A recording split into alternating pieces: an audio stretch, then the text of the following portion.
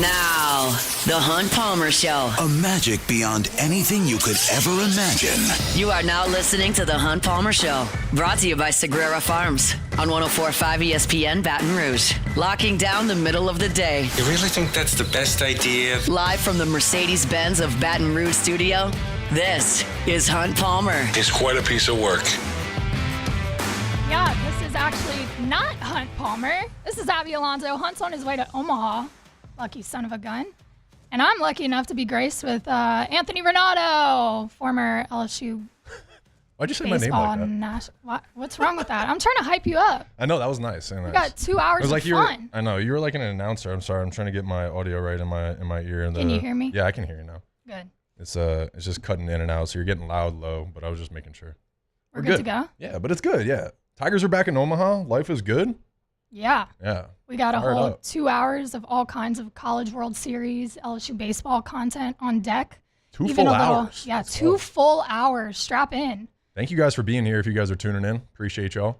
And we've got a special guest calling in at the end of the show. So make sure you stick around. Are you leaving people on the cliffhanger with that? I am. Wow. I was just going to spoil the news. No, don't do it yet. Are you sure? Yeah. They got to hang out for at least the next 15 minutes before we say anything. Before we tell them? Yeah. That's fair. That's fair. All right. You kind of talked about it. Omaha is on deck starting tomorrow. What are your immediate feelings? I know you like this time of year. You actually love this time of year. Oh, I nerd out during this time of the year. This is my happy place, yeah. And when LSU is back in it, I mean, it's always better. So I know the people of Omaha are happy. The people of Baton Rouge are happy. I'm happy. Former LSU Tigers are happy. So, yeah, no, it's good. It's a good time of year. I'm excited, yeah. And this team looks good. So, like, I like our chances. I hate our first matchup. Like, that kind of sucks, but. You know, there was a lot of talk on social media. Reseed. It's not going to happen. We're going to get a national championship series caliber matchup right off the bat. Ironically enough, though, on the other side of the bracket, I think there's some hot teams playing too, right? So, I don't know. Coastal. Yeah, we're going to get into all of that. We're going to preview all of the matchups. But I kind of want to talk about your experience, get people fired up. Former national champion, you've watched greats come through. You've played with greats. You are arguably one of the greats of LSU baseball. I know, don't get too excited. There's not much more of that coming. There's not too much compliment. There's not too many more. This is it. That's what I'll get it all in 2 minutes. That's good. All right, I'll take it. I'll butter you up at the beginning, and then that's good. That's fine. I'll take it. But I had my moments. Do you remember like gearing up to go to Omaha? Because you went twice, but the first time, do you remember gearing up and like what did that take? Like what did that feel like? It was unbelievable. And you got to remember too, I was a kid from New Jersey, so ironically enough, I didn't grow up. It was on my TVs, but I didn't watch the College World Series that much because I was really watching the Yankees. Like, let's be honest. I was watching Major League Baseball. I wanted to be Derek Jeter. So, yeah, it was there, but it wasn't my dream at all. So I learned all that in a crash course in a year here, and I fell in love with it, right? And so from the highlight tapes and all that stuff, when I realized it was a possibility, because you got to remember our freshman year, it did not start off super pretty. So we were struggling, and then we won 23 games in a row, right? Similar to Coastal and where they're at. So it was almost a dream, right? And I barely pitched that year. I had some injuries and I didn't really factor in the mix, you know. I think I had 13 innings, and that was including some innings at the end where Maneri, you know, got me some experience, I guess, right? Type things. But I do remember just being like, this is crazy, and the first year to the second year was the biggest differentiator for me and for everybody else because no one on our team in 08 had any experience going there. So it was very wide-eyed, right? Oh my gosh, what is this? This is amazing. This is what we thought about, you know, and dreamed about and talked about. And then, you know, it was over in three games. Right. The next year was a lot different. Yeah, because you brought experience. And we're lucky enough, or I'm speaking from an LSU fan perspective, excuse me, but they have the experience of guys who have won a national championship. So talk about the mindset of, hey, I've been here before. I've won a national championship here. What these guys who were in Omaha in 2023, who were on the team in 2023, how they're entering the series. Yeah, I think they said there was like eight guys or something like that is on the team. That's a good number that have been to the World Series, right? That's enough leadership, and it's guys like Jared Jones, right? And even guys like Gavin Guidry, who got the last out. I would imagine Jay's bringing – I've seen him in the dugout on the top step, you know, so like – it's guys like that are going to coach the other guys that haven't been there up and been like, no, this is what we do. This is it. Like, this is what to expect, right? Even their experiences talking about that for the guys in the clubhouse, in the dugout, on the buses. These guys have somewhat of a taste of what it's like, even if they've never physically been there. So it's going to be less wide-eyed and more business-like, and that's what it was for us. It was like we touched down and was like, all right, cool. We know where we're going to eat. We know our practice schedule. We know our game schedule. We know, all this stuff. So, and luckily, it all fell in place for us, and we did our jobs out there. So, the second round was a lot better. Now, you played at the old stadium in Omaha, correct? Yes. I'm right on that? Yeah, I got the old Rosenblatt. But the atmosphere there is crazy. If you've never been to Omaha, you should go once. Even if your team is not playing, the fan bases that show up, I mean, the whole town, like, everybody's there, and there's so much love. And yes, you're competing and stuff, but it is a fun atmosphere. But there are so many people. It's loud. And when you come from Alex Box, you're kind of prepared for that a little bit because of the crowds that turn out in Baton Rouge. But is there still, like, some of that nerve? Like, is there, maybe a little bit more pressure? Obviously, it's the World Series, but was that a factor for you guys? And will it be a factor for the team this year?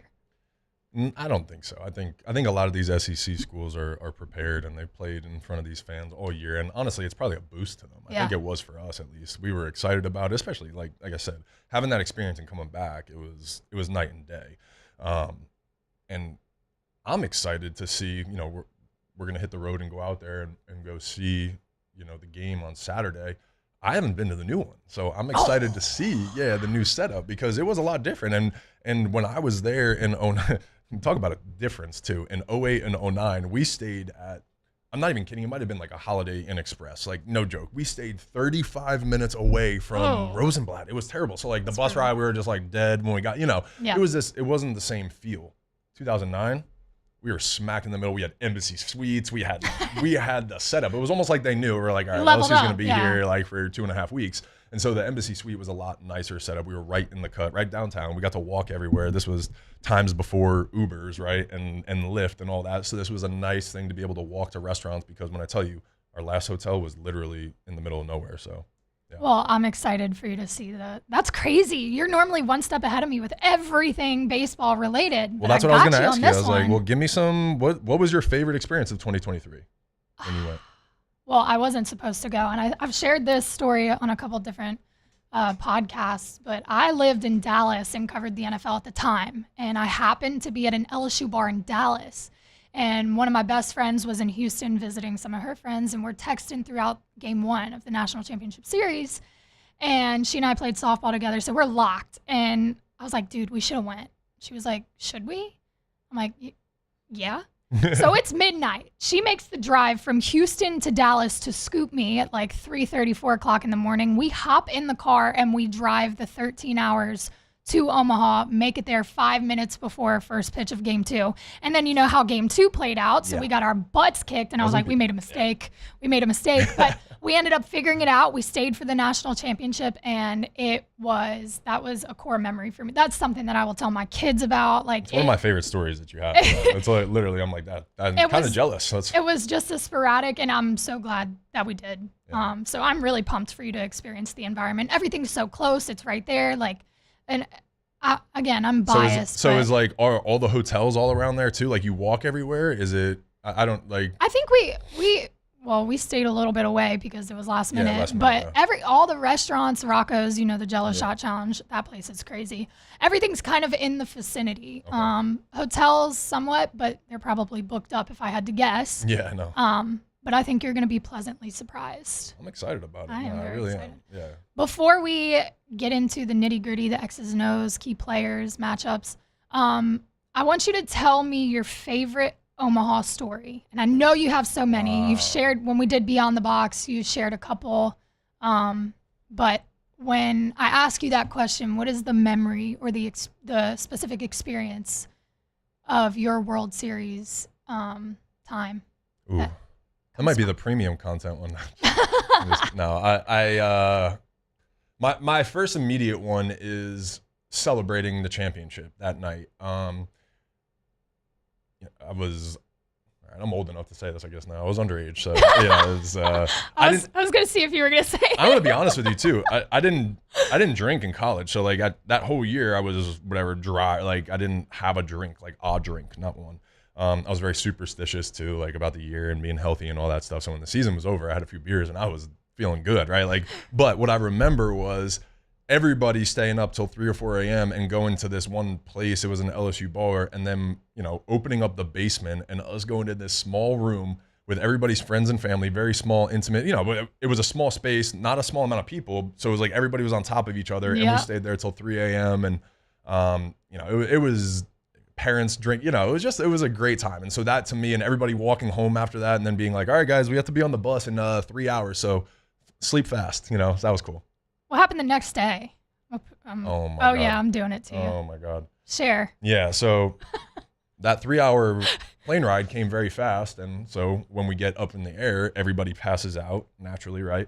I get woken up about 30 minutes before we land, and Coach Mary's like, hey, I need you to do me a favor. And I was like, all right, coach, yeah, whatever. I'm like, my head's pounding. I'm like, I pull my glasses down to look at him. I have my sunglasses on. I'm like, what's up? And he's like, all right, when we land, there's going to be like 5,000 people at the stadium greeting us and all this stuff. They're going to be in the stand. We're going to do a little lap and celebrate with the fans. And so no big deal, but I'm just going to have one representative from each class go up there. So I need you to just go up and speak and talk for a couple minutes in front of everybody. And I'm going to pick you to do the sophomores. And I was like, I think DJ should do it. And he's like, what? No, DJ. And I'm like, Coach, I don't. He's like, you can do it. I know you can. And I'm like, you just dropped, I know you can do it on me on the plate. Like, yeah. So I had to go give a speech in front of 5. I don't remember it. There's no way. I'm like, I don't even remember doing it. I have a picture of it, so I know it happened. But so I had to address like Alex Box Stadium, half full when we came back in 2009 on 3 hours of sleep, fresh off the plane, in my championship T-shirt. I have no doubt you pulled through, though. I think I did great good. Speech. I feel good about it. I'm sure the fans loved it. Nobody came to me and was like, hey, dude, your speech after Omaha was so bad. So well, good thing they didn't have the media that we have nowadays. Huh? That's true, right? Because if there was, yeah, you got a little lucky. Some YouTube videos out there. All right, well, we've got a whole slate of stuff to talk about. You just wrote an incredibly deep and well thought out and intelligent article. I will give you your flowers because it is impressive. I thought you were just going to say incredibly long. That too. I left that one out. It's a 10-minute read, but it's awesome. About some of the guys on this team, what they bring, their draft position, prospect area type thing. Yeah. And I want to get into that with you. I don't know if do we have time before we? Do we do it now? We'll do it in the next segment. All right, cool. Yeah. Let's go to a break. Yeah, this is the Hunt Palmer Show. The Hunt Palmer Show. Highland Insurance Group, HighlandIG.com is the website. Property and casualty or group employee benefits. Your one-stop shop for all things insurance is, of course, the Highland Insurance Group. If you're a business owner and you don't have a great relationship with your insurance broker, they're just the guy who came with the lowest premium number, that's one way to handle it, but it might not be the best way, especially when something happens. Whether it's a hurricane or a car accident or a cyber breach or a lawsuit or an injury. When that happens, you're going to need your insurance to respond. And if you only have the insurance in place because it was the cheapest one, it may not. Jonathan Carver and his team can be a trusted advisor and a part of your team as a business to make sure that your business continues to run even if the event happens. Give them a call or check them out online, HighlandIG.com. They're right here in Baton Rouge, but they can help you out statewide. It's Jonathan Carver and his team at the Highland Insurance Group. They're online at HighlandIG.com. There it is, the extra mile, on the border of expected and extraordinary for those willing to go further, like vans customized for work or play, with safety and tech to keep you connected. Supported by a 5-star sales, service, and finance team, and backed by the 1-star you know. So go the extra mile. It's never crowded, because so few have what it takes to go there. Mercedes-Benz Vans. Men, age is just a number. Don't let it dictate how you feel. Goodwood Men's Sexual Wellness has anti-aging services that can help you look and feel your best. Visit yourgoodwood.com and discover a renewed sense of vitality.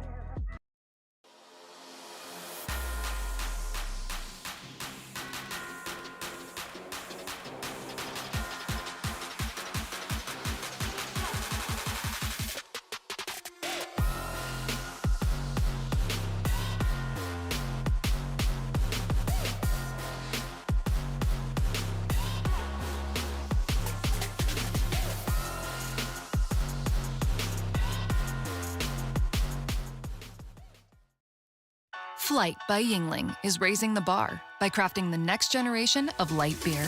With only 2.6 carbs and 95 calories, this is premium refreshment 6 generations in the making. Flight by Yingling. Raise the bar. At Bayou Automotive, we believe in a sales process that puts you first. We want you to experience an easy purchase with clear pricing and great service. Let Bayou Ford and Bayou Chrysler Dodge Jeep Ram be your trusted partners in finding your perfect vehicle. The crew at Bayou Automotive is going to do right by you. Gulf Coast Office Products is a nationally recognized latest in office technology. From desktop to production segment units, Gulf Coast and Savin have the perfect fit for you. Call 225-756-2644. That's 756-2644 for Gulf Coast Office Products. At Ochsner, we know healing is a team sport. That's why we've partnered with world-renowned orthopedic surgeon Dr. James Andrews to create the Ochsner Andrews Orthopedics and Sports Medicine Institute. Whether you're a professional athlete or a weekend warrior, our team of specialists are dedicated to getting you back in the game. So whatever your reasons are for reaching your personal best, we've only got one: you. Ochsner Andrews Institute. Long live you. At Luba Workers' Comp, our journey began over 30 years ago with a simple belief: our clients come first. At Luba, our business is always... You're listening to The Hunt Palmer Show, brought to you by Sagrera Farms.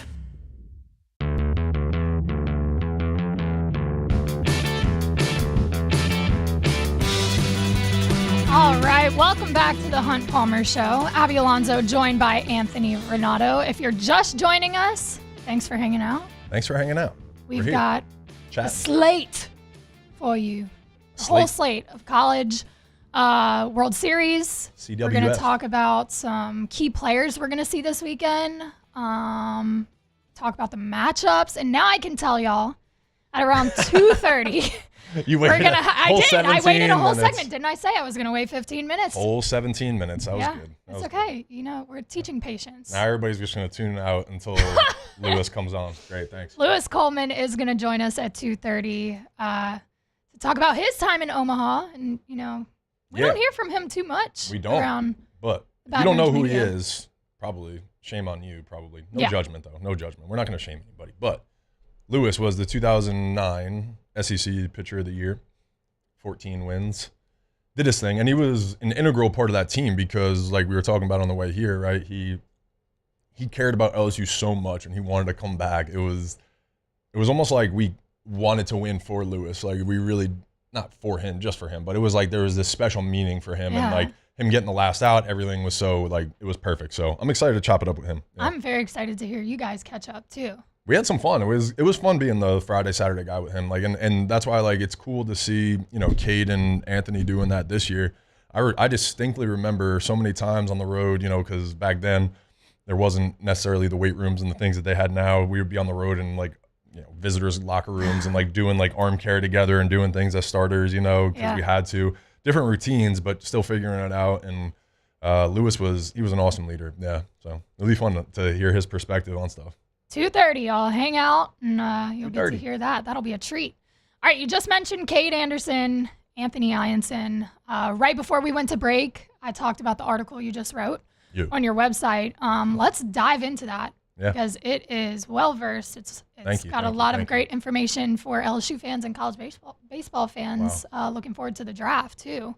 You kind of talk about how LSU is a little bit of an MLB pipeline. Mm-hmm.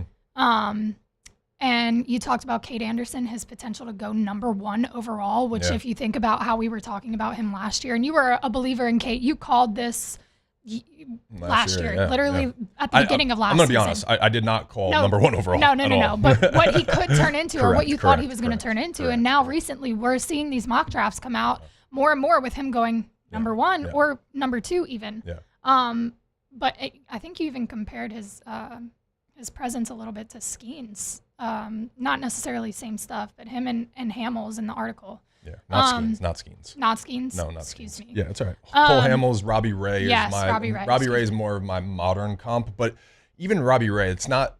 Robbie is a little bit more of a violent delivery, like a little bit more effort. Cole was more smooth, and the ball still exploded out of his hand, and because of that smooth delivery and that smooth arm action, it creates a lot of deception, right? So what I was calling for last year for Cade, the advanced feel for a changeup and the ability to throw that pitch for a strike, get outs, get swings and misses, be able to throw it early in the count as a freshman, as a true freshman, right? Allowed him to get deeper into games than most freshmen because he could keep guys off balance and get quicker outs, and allow him to go deeper into games. So for me, that advanced feel was like, throw him in on Sunday, get him in there, get the experience, because he could be the Friday guy next year, right?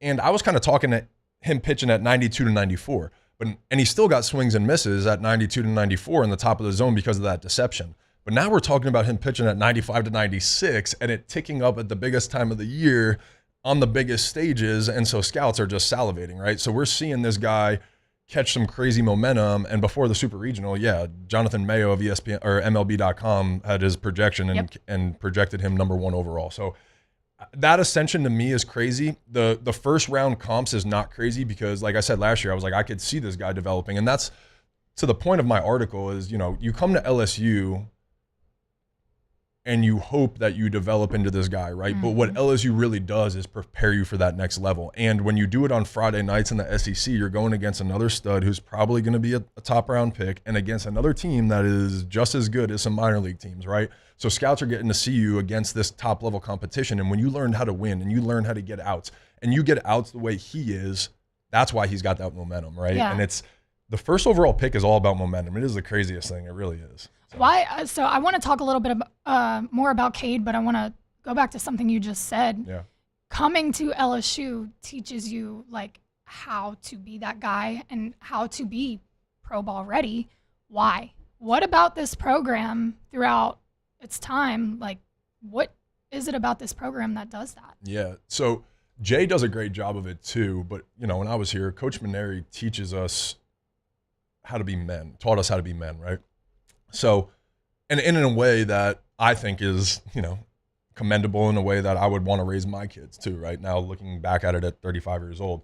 So I think one, we learn how to grow up and be away from our parents. And for a kid from Jersey, right? DJ LeMay, who came from Michigan. We were talking with Micah yesterday, who came from Texas, right? So we're coming from all over the country for all of us to blend together and learn these life skills and to come together as a team where we're all the best in our region and our states and our wherever, our whole lives, right?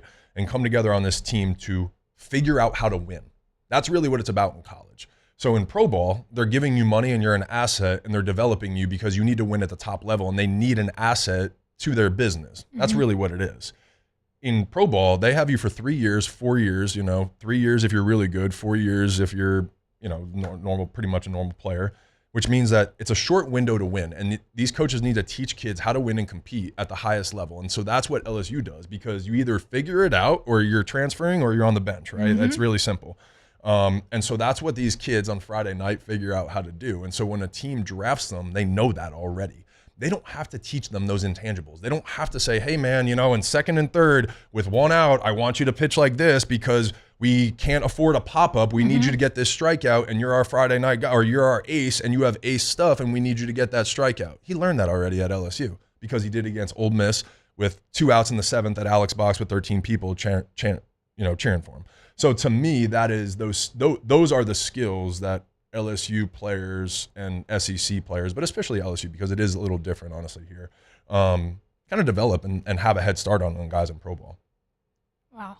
Yeah. It makes sense. And I speak from an LSU fan perspective, but it's the truth. And if you look at the film and the people or the players that have come out of this program, everything you just said reflects that. Yeah, and Jay keeps that going. Look at the guys that, right? Like we talked about, I was telling you about Gage Jump yesterday, right? This dude was our Friday guy last year. And he's almost like, because we didn't win a national championship or go to Omaha, I remember him because I was like, dude, this kid got so much better. He was coming off Tommy John, right? Yep. And he wound up being second round or whatever he was, right? And now he jumped up 20 spots in all of baseball as a prospect, and he's dominating in pro ball. Yep. I wonder why. Because he went from the West Coast to LSU, and he figured out how to pitch on Friday night, and now he's got these intangibles, and he's always had the stuff. He's always been that dude, but he comes to LSU and he develops. He gets under Jay Johnson. He learns a lot, the pitching, right? All their systems, and now he's flying. Even before the show started, you talked to me about Grant Taylor. He just had an outing of what, 3 up, 3 down? 3 up, 3 down. MLB debut, jumped right from AA. Think about that. So he never pitched in AAA, but Now that guy didn't even pitch at LSU really because he had some injuries and things like that, but he learned. I was going to say, who was he around, right? And who was he being coached by in the program? It's the same and stuff people, like right? that. Yep, exactly. He watched Paul Skeen's work every day. Okay, so let's go back to Cade. You actually said that his changeup was the separator for you. Well, I said that because I could never throw a changeup. I was terrible at throwing a changeup. Yeah. At least you're honest. Yeah, so it's almost like an envy thing. It's like, God, that's beautiful, man. That's so great. I'm like, what's that like? Like, teach me. But it was funny. Like Ryan Verdugo was always my throwing partner in the offseason. He was a lefty, and he had a nasty changeup. But it would be like first throws of the offseason, he'd be like changeup, and I'd be like, all right, let me see it. And it would be so beautiful, and I'm like, oh, wow, dude. It's like riding a bike, right? First time you throw it, and then he'd be like, try to throw a curveball, and it would be crappy. And then I'd do the same thing on a curveball, and he'd be like, dude, how do you just do that? And I'd be like, well, it's the same thing. Like every pitcher has their skill set and those things. So for me, when I watch Cade, it looks like he can do that rolling out of bed. Like he just was born to throw a changeup. And to me, I say that because it's a deception pitch. You watch a game, and if there was no radar, and really maybe there's some more movement on his changeup in the way that the catcher catches in the swings, right? If you know baseball, you can be like, oh, that was probably a changeup by the way the guy swung. Mm-hmm. But other than that, it looks exactly like a fastball. And that to me is what a good changeup is. I couldn't do it because I'm like trying to fly open. I just struggled with it. It was a struggle, right? So for him to be able to do that, command it, that's the biggest thing. So when you can throw it for a strike, because the ability to be 1-1 in a count or 2-1 in a count and not have to throw a fastball is a crazy ability, and to be able to do it in big moments and be able to throw that pitch and pitch off of that pitch makes his fastball that much better too. And he gets away with more with his fastball. So to me, that was always something that he had an ability to do. And what I've always seen is true starters in the big leagues need some sort of changeup. Like that's it. Like whether it's a split, something, like if you look at any good pitcher, for the most part, it's never really fastball, breaking ball. Unless you have 2 or 3 different breaking balls, and you can throw 4 of them, you know what I'm saying? But for the most part, a starting pitcher needs some sort of like deceptive, something that looks just like the fastball, and then it's just 5 to 10 miles an hour slower. So Cade had that. He always had a good sweeper type breaking ball, and then he added that cutter thing this year, whatever it is, and he's got a true 4-pitch mix.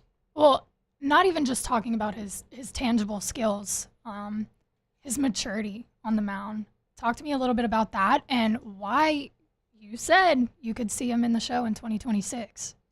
Yeah, again, it goes back to kind of the things you learn and the skill sets you build as a Friday night pitcher. And when I say maturity, it's not like he's always pouting about a strike 3 call, right? Like you don't see that from him, obviously, but no really great pitchers do that anyway. So it wasn't necessarily the maturity. It was more the situational awareness. To me, that's like, baseball IQ and that kind of stuff. Maturity, right?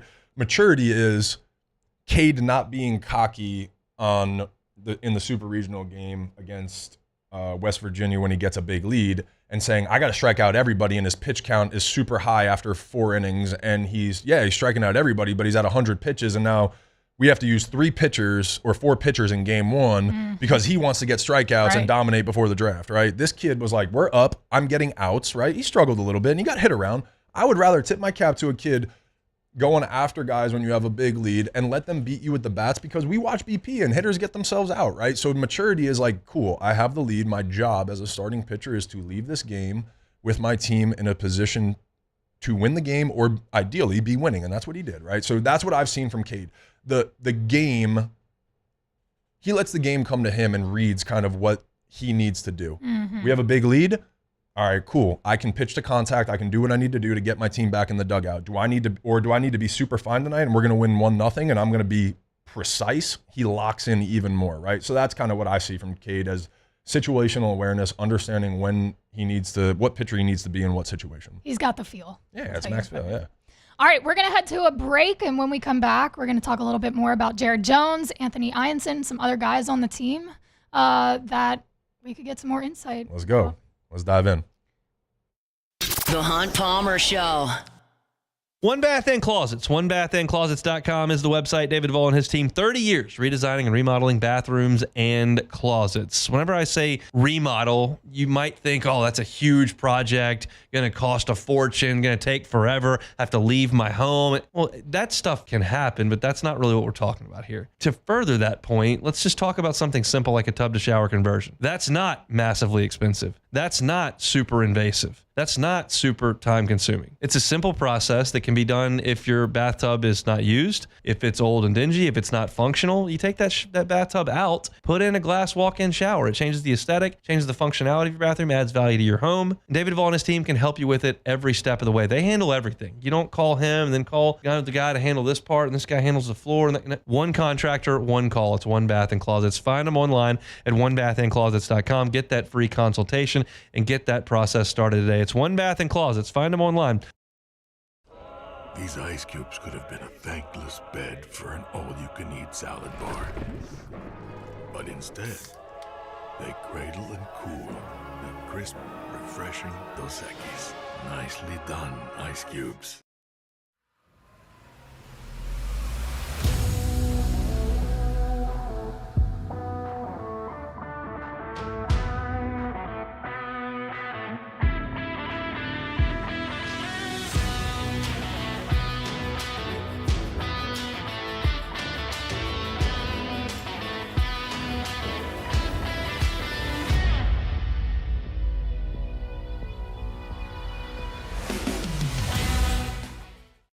When it comes to choosing energy for your family and your home, make the smart choice with natural gas.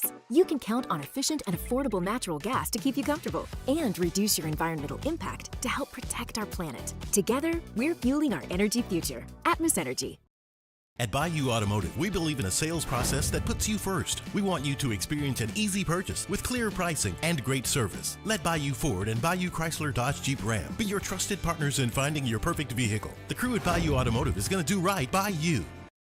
ED, low T, or simply seeking to optimize your health and performance? Goodwood Men's Sexual Wellness offers a range of discreet services to address your specific needs. We empower men to reclaim their health and confidence. Visit yourgoodwood.com. Gulf Coast Office Products is a nationally recognized Savin office equipment dealer based right here in Louisiana. Over 100 employees strong, Gulf Coast has the boots on the ground to support all vertical markets from education, engineering, legal, and finance. With the latest in office technology, from desktop to production segment units, Gulf Coast and Savin have the perfect fit for you. Call 225-756-2644. That's 756-2644 for Gulf Coast Office Products. At Auctioner, we know healing is a team sport.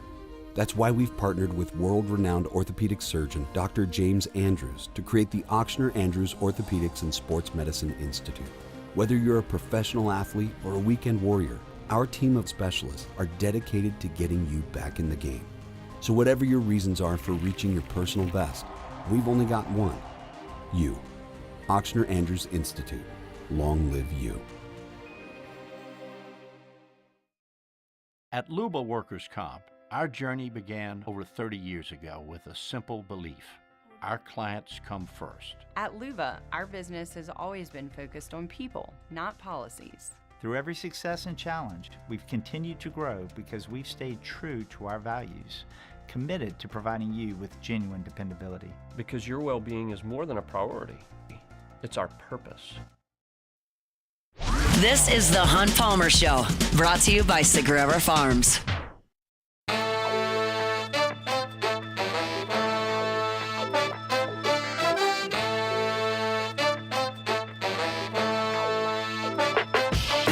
How are you feeling about the music today? I like it.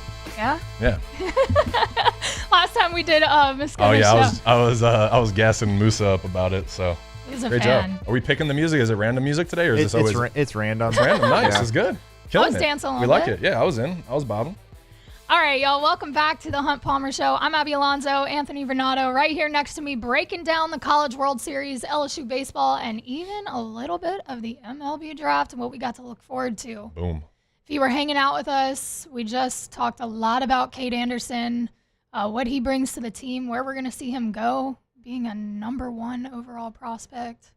I think. Incredible. Remember, we were talking on the way here too. I think I'm going to try to write. I'm going to give a little insight into my experience. Again, it was limited at the time, but that's real, in the sense of like me being projected with Bryce and all that stuff. Like Bryce Harper, in case listeners were wondering. Yeah. Yeah. So in 2010, I was telling Abby there was a time that I was considered for the number 1 overall pick. This was before the season, before I had an injury, but going into that college season, even the first couple of draft projections, I was number 2 after Bryce.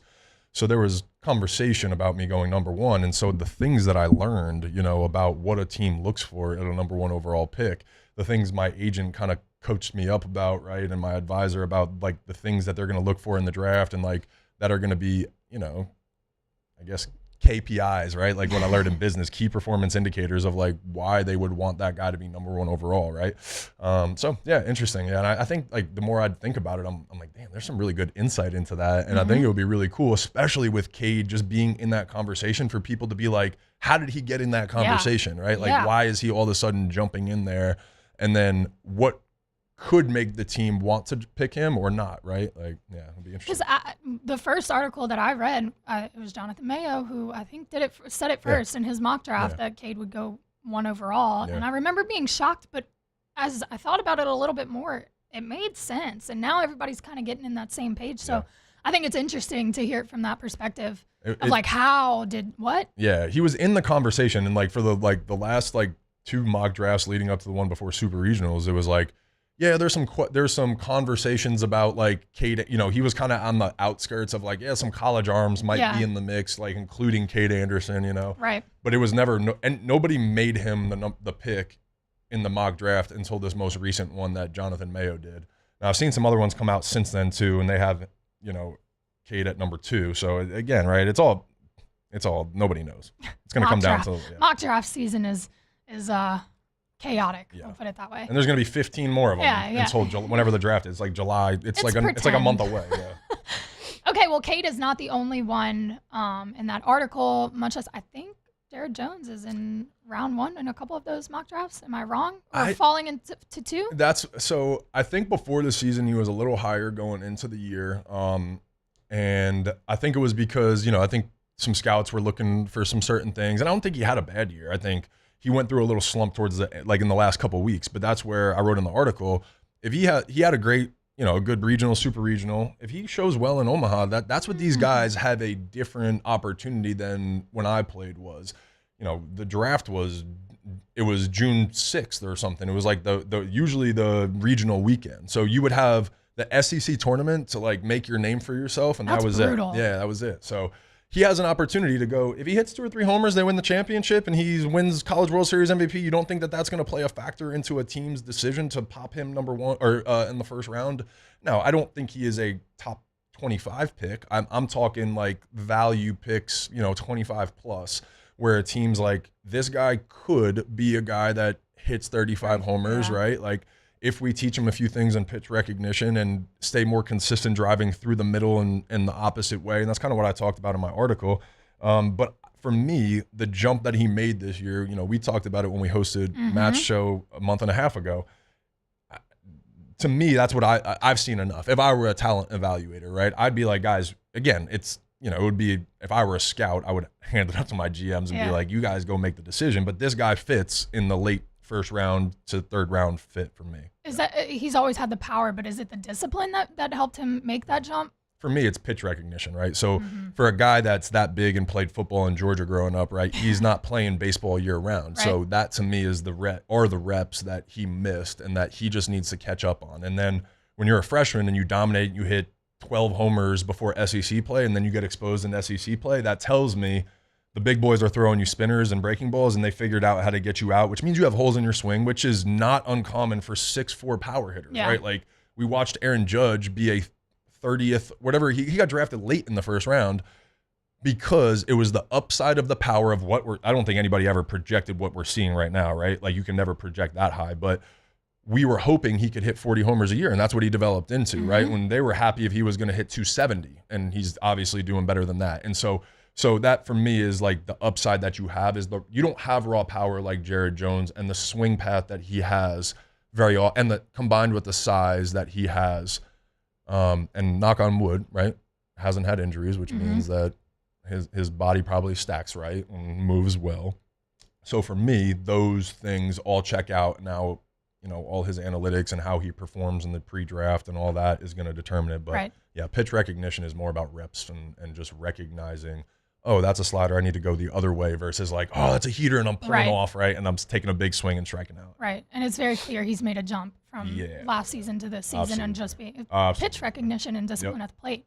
On the way here, we were kind of just reading some articles. Anthony Iansson, you saw a mock draft. I was all fired up about this. Oh, I'm gonna give it to you. You called it. I think you were one of the only ones to put out written proof of this shot call, I guess. But Anthony Iansson slipping into the first, sneaking, guys, sneaking into the first.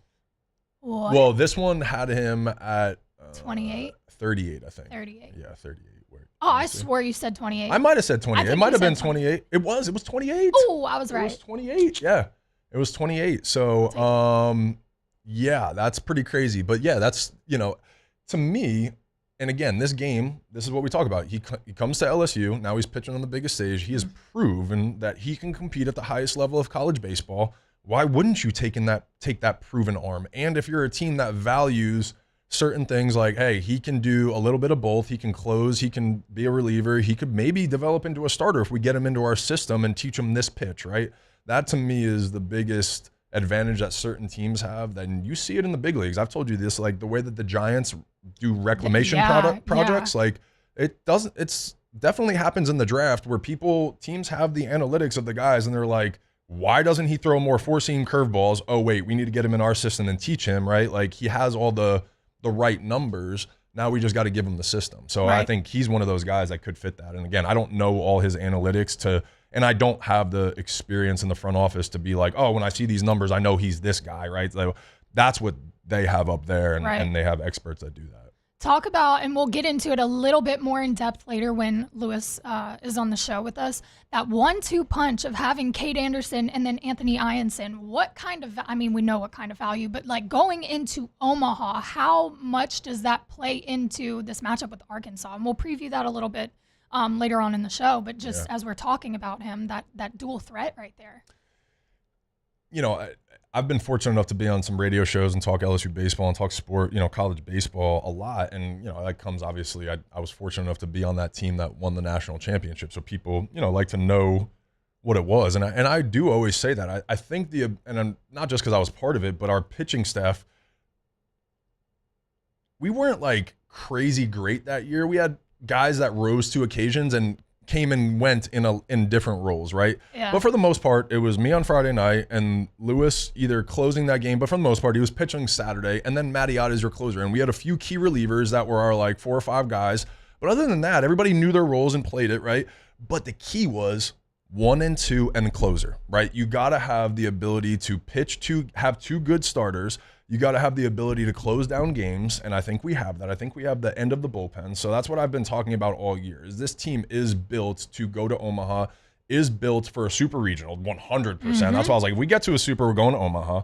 And then and again, this matchup kind of stinks for them, obviously, right? But you win game 1 and you're in the driver's seat because then they play Monday against UCLA, I believe. Is that right? Do we know that? But I think it's UCLA potentially.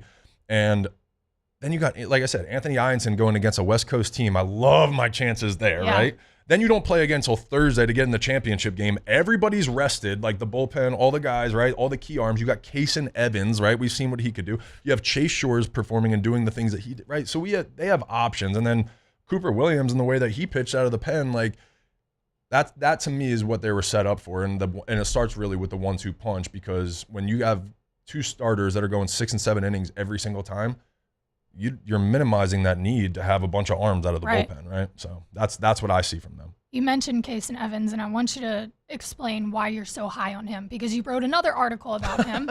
You're just typing away, giving people info. I'm just throwing it out there. It's great. Yeah, if you guys are interested, she is. Yeah, my website's anthonyranaudo.co. You guys can go check them out. I just basically brain dump because, just where I'm at in life right now, I have a little bit more free time and, taking some time away from my businesses, and this is my favorite time of the year. So really just sharing.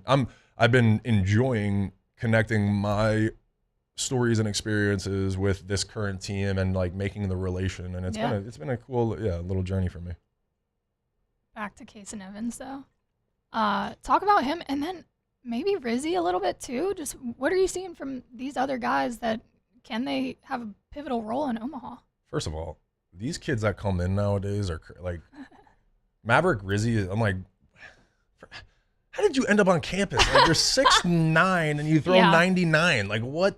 How did a major league team not write you a blank check and say, hey, look, let's just go to work and let's go figure this out over the next 3 years, 4 years, because you're going to be in the big league. So Rizzi, right, is that guy. And then Kason Evans, I mean, his stuff, he's not like as physically imposing as Rizzi, but what he did on that Monday game in the regional against Little Rock was one of the most impressive things I've seen. And then to say he was pitching in high school baseball a year ago, I'm like, get out of here. Because what he did was just understand the moment, right? He understood what the stadium needed, what the team needed. And if this team wins a national championship, it's those kinds of performances that we look back on and it was like, I was at that game. We were going to lose that game if it wasn't for the way that he came back and picked up the pace and decided, no, it's our game. I'm controlling the pace. Their coach isn't calling timeouts. They're not taking their full 20 seconds.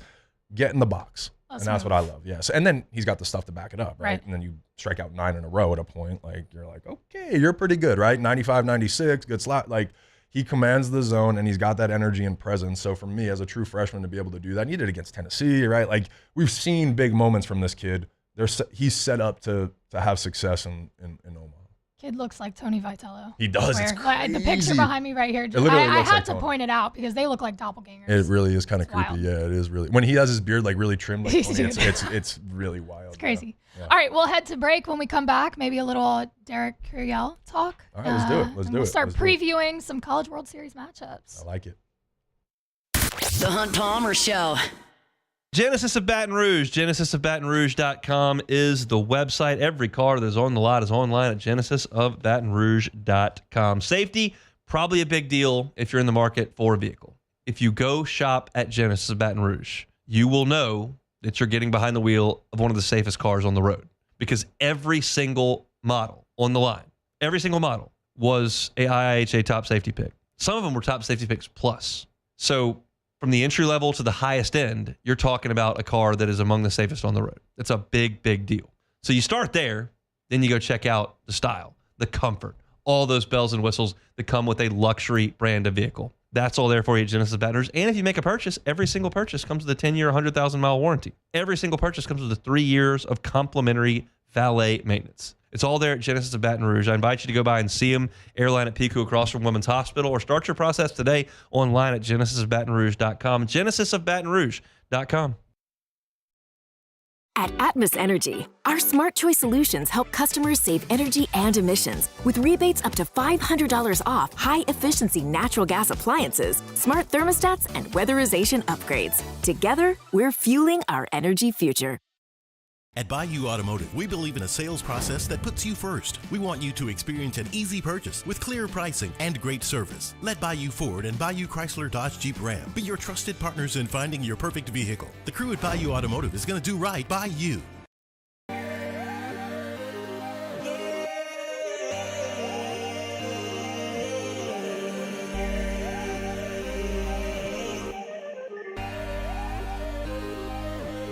You gotta believe in a dream.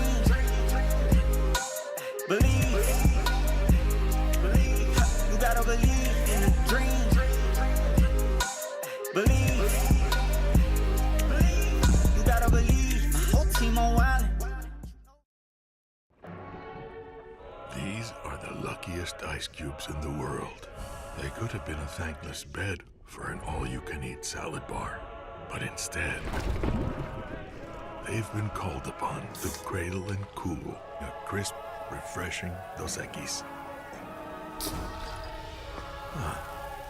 Looks like the lucky just got luckier.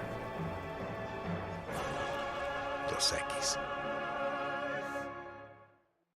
Men, age is just a number. Don't let it dictate how you feel. Goodwood Men's Sexual Wellness has anti-aging services that can help you look and feel your best. Visit yourgoodwood.com and discover a renewed sense of vitality. Gulf Coast Office Products is a nationally recognized Savin office equipment dealer based right here in Louisiana. Over 100 employees strong, Gulf Coast has the boots on the ground to support all vertical markets, from education, engineering, legal, and finance. With the latest in office technology, from desktop to production segment units, Gulf Coast and Savin have the perfect fit for you. Call 225-756-2644. That's 756-2644 for Gulf Coast Office Products. At Auctioner, we know healing is a team sport. That's why we've partnered with world-renowned orthopedic surgeon Dr. James Andrews to create the Auctioner Andrews Orthopedics and Sports Medicine Institute. Whether you're a professional athlete or a weekend warrior, our team of specialists are dedicated to getting you back in the game. So whatever your reasons are for reaching your personal best, we've only got one: you. Auctioner Andrews Institute. Long live you.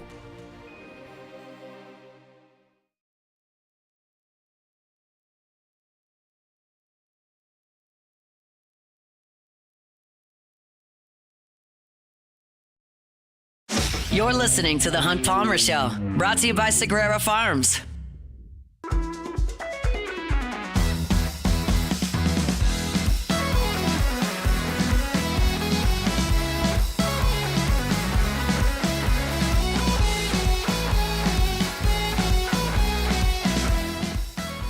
All right, welcome back to The Hunt Palmer Show.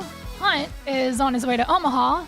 I'm Abby Alonzo, Anthony Ranaudo. We're holding it down for him. Of course, talking college baseball World Series. We've been given some in-depth analysis of some of LSU's key guys and even a little bit of their draft stock breakdown type thing. And there's one more player we haven't gotten to yet, underclassman, not eligible until next year, but Derek Curiel.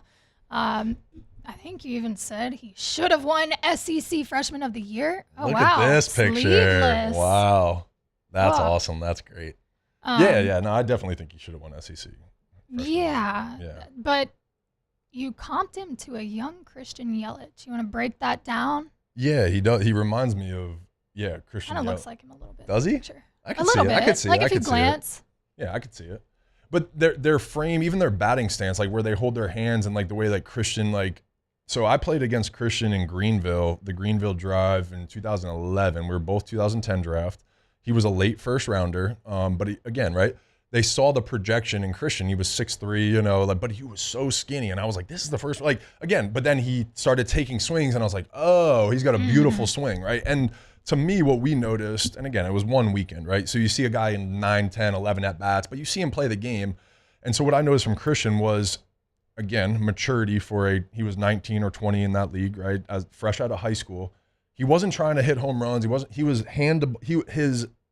hand-eye coordination and bat-to-ball skill set was so impeccable at that age. I was like, oh my God, and the way he recognized pitches. So I pitched against him, and you're just like, you're thinking he's going to react a certain way. And when he doesn't, you're like, wow, did you recognize? Oh, no, I didn't fool him. Oh, he recognized it, right? So that to me is what I see in Curiel. Now he does a little too much with the hand animations for me. I'm like, dude, can you just recognize the pitches? Like, you don't have to tell everybody. We see it. We know it's away. The umpire called it away. You don't have to do it. But I think that just speaks to his recognition of the pitches, right? And he sees pitches really well.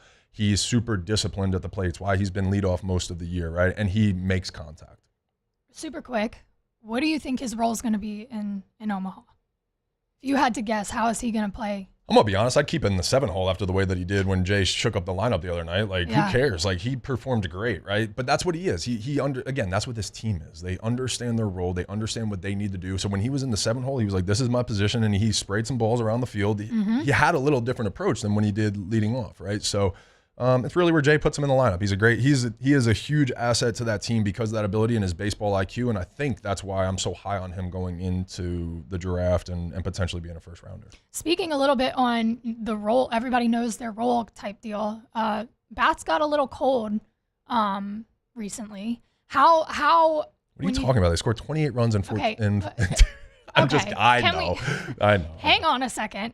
And to be fair to her, a lot of those runs were off of walks and hit by pitches. Hey, Jacob had my back. Let's go. He knew. I know you're just messing with me. You're just messing with me. But when you mix up the lineup and you have a roster and guys that are able to be like, all right, cool, new lineup. Let's see if this works. What is that, the team mentality? How significant is that in the College World Series? It was one of the things I said on Jordy Holberg's show a month ago was this team seems like it has winning DNA, right? And it does what it needs to do to win. So that to me is really what it's about in Omaha anyway, right? So whether you're batting seventh, whether you're batting leadoff, whether it doesn't matter. And again, that's what I always said about 09. Like we had some superstars on that team, but everybody was like, it's about the win. So it doesn't matter who's getting up in the order. We're pumped for that dude. And that's all that really matters because we know we're going to get the win anyway. That's a big difference maker. Yeah. All right.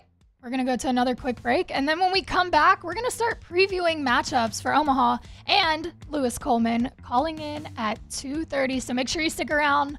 This is the Hunt Palmer Show. I'm Abby Alonzo, Anthony Ranaudo. We're having fun. We'll see you soon. The Hunt Palmer Show. The Windsor Senior Living Community in Mandeville, Louisiana is a beautiful, vibrant apartment community geared towards seniors. They are nestled right in the heart of Mandeville, where seniors live a more carefree lifestyle in spacious apartments with the peace of mind that comes from having a little extra help. Call the Windsor at 985-624-8040 to schedule a lunch and tour. Come see how the Windsor can be your passport to peace of mind. At Bayou Automotive, we believe in a sales process that puts you first. We want you to experience an easy purchase with clear pricing and great service. Let Bayou Ford and Bayou Chrysler Dodge Jeep Ram be your trusted partners in finding your perfect vehicle. The crew at Bayou Automotive is going to do right by you. ED, low T, or simply seeking to optimize your health and performance? Goodwood Men's Sexual Wellness offers a range of discreet services to address your specific needs. We empower men to reclaim their health and confidence. Visit yourgoodwood.com. At Louisville Workers' Comp, our journey began over 30 years ago with a simple belief. Our clients come first. At Luva, our business has always been focused on people, not policies. Through every success and challenge, we've continued to grow because we've stayed true to our values, committed to providing you with genuine dependability. Because your well-being is more than a priority. It's our purpose.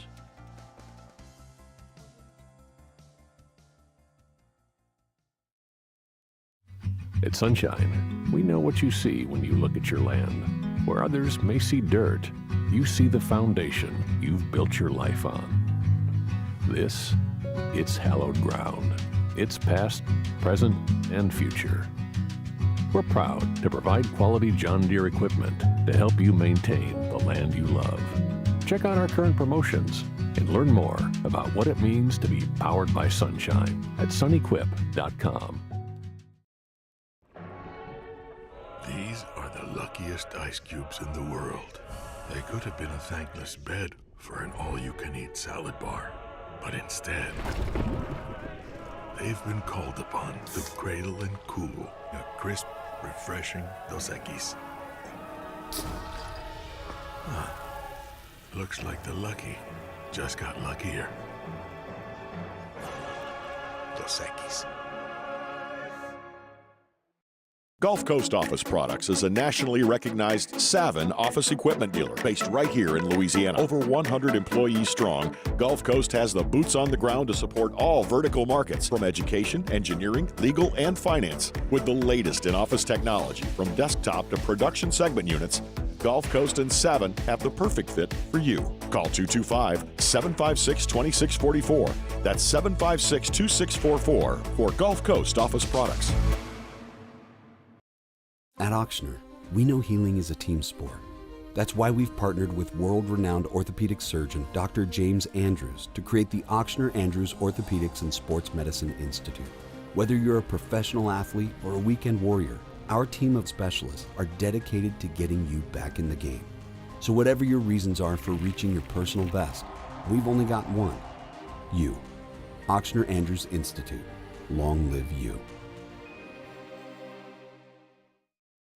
Looking for the ultimate game day experience? Come to the Queen Casino in Baton Rouge. Wall-to-wall TVs mean you'll see every touchdown in HD. Place your bets and feel the thrill of every play with our DraftKings Sportsbook. The Queen Casino, where every moment is a win.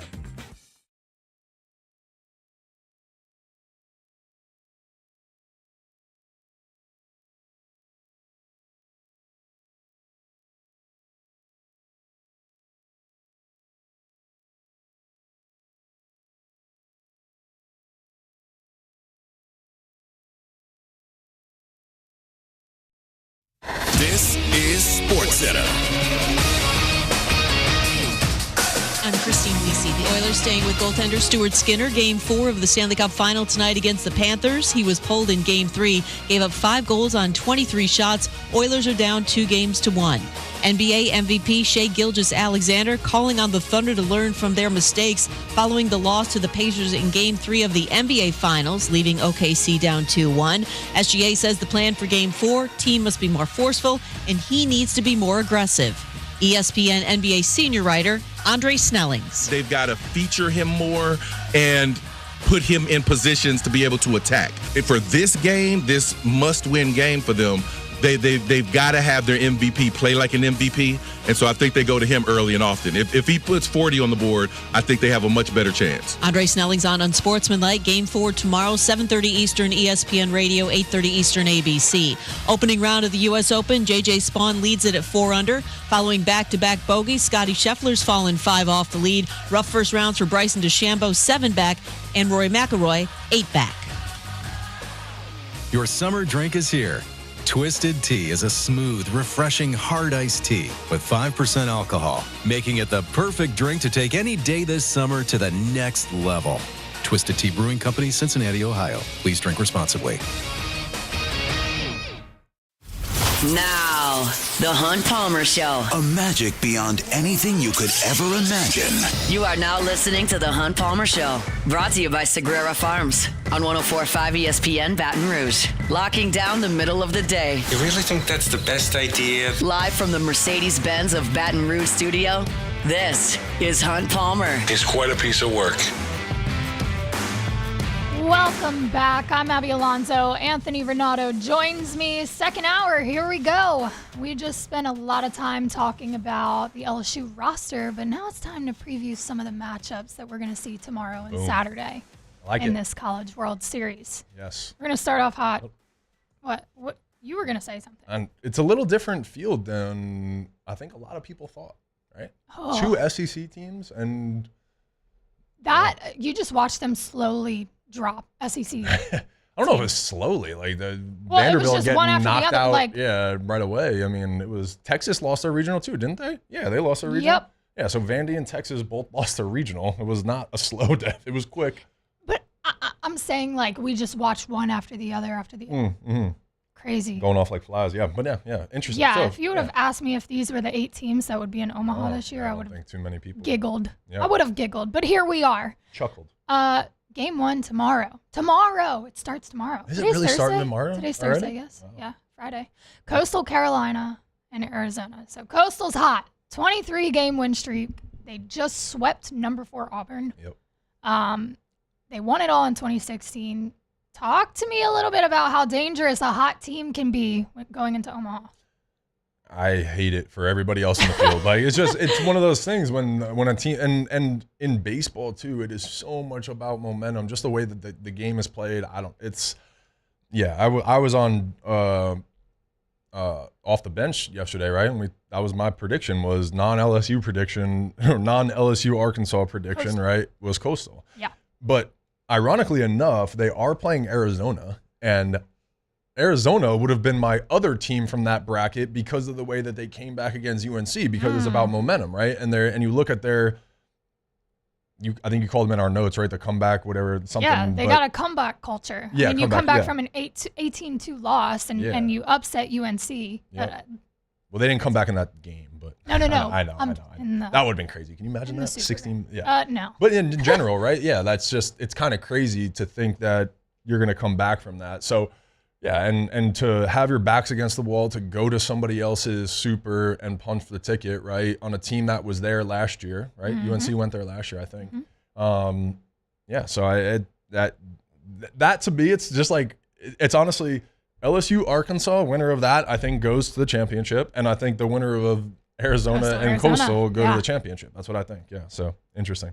Both teams, and I know we want to talk about players specifically as well, who to look out for this weekend or for these next 2 weeks, I guess. Yeah. Caden Bodine for Coastal, Brendan Summerhill for Arizona. I know you might have some other guys. Talk to me a little bit about key players. Yeah, and so that Bodine kid, I'm excited to watch. I saw him, it's funny because I watch games and sometimes I don't have all the notes on their players, but I can watch and just be like, oh, that kid. No. Yeah. So I saw him catch and was like, oh, he receives really well, right? So then you look at the notes and it's like, oh, he's a big league catcher already. Like they said that he's got one of the best arms. Like he's one of the best defensive catchers. Didn't you say he's breaking a record or something? He's one runner shy of breaking the program caught stealing record. Yeah. So to me, like that stands out. I don't know too much, but I think he had good offensive numbers too, right? So I don't know what kind of switch hitter, right? Again, so as a catcher, when you're that good defensively, you're already in the conversation because it's such a premium position, and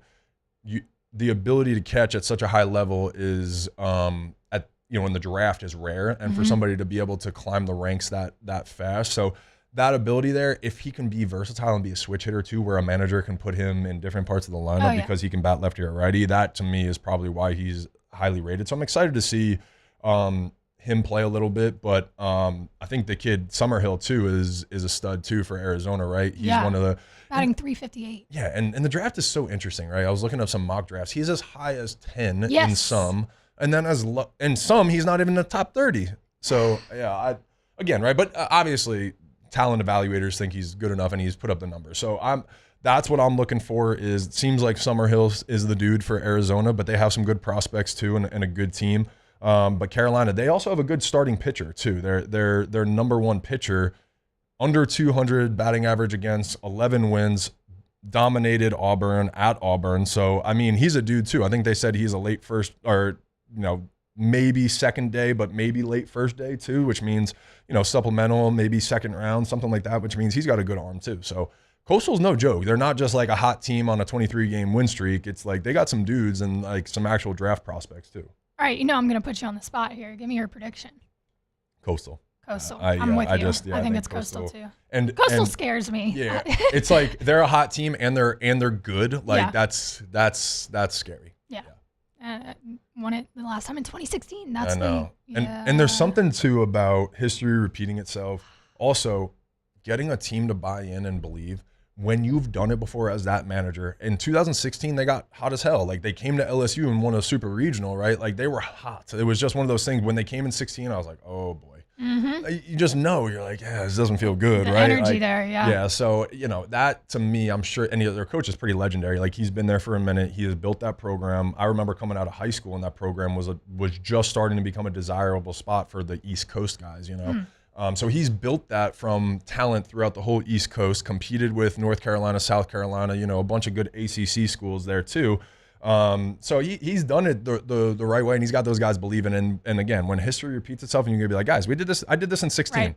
Like you guys were watching those kids on TV. Now it's you guys, and you guys are carrying the torch. Let's go do it. So he probably has those guys bought in. Coastal. That's the call. Yeah. All right, let's switch over. Oregon State, Louisville tomorrow night. Oregon State. First year as an independent, no conference affiliation. Yeah, that's so crazy. That's weird to me. I was listening to that. They said that's that weird. They were like, yeah, they got people to come out to Corvallis, and I'm like, there's no what? Oh my God, interesting. They're just weird. Not in a conference. Yeah. But I think it was the right move for them because I was listening to it on TV because if you're with the RPI and all that, it makes a big difference. It makes sense. You're in Omaha, so good for them, I guess. Yep. 103 homers on the year. Yeah. That's the second highest in their program history. And because of that, and they don't strike out much either, as a former pitcher, how do you approach a lineup that is so powerful but also selective? That is the key because usually with the power numbers come the strikeout numbers, right? So that there's some holes that you can expose. Yeah. So it's tough because you got it. As a pitcher, and that's where we're going to get to with Forbes, right? Patrick Forbes, the most likely starter for Louisville.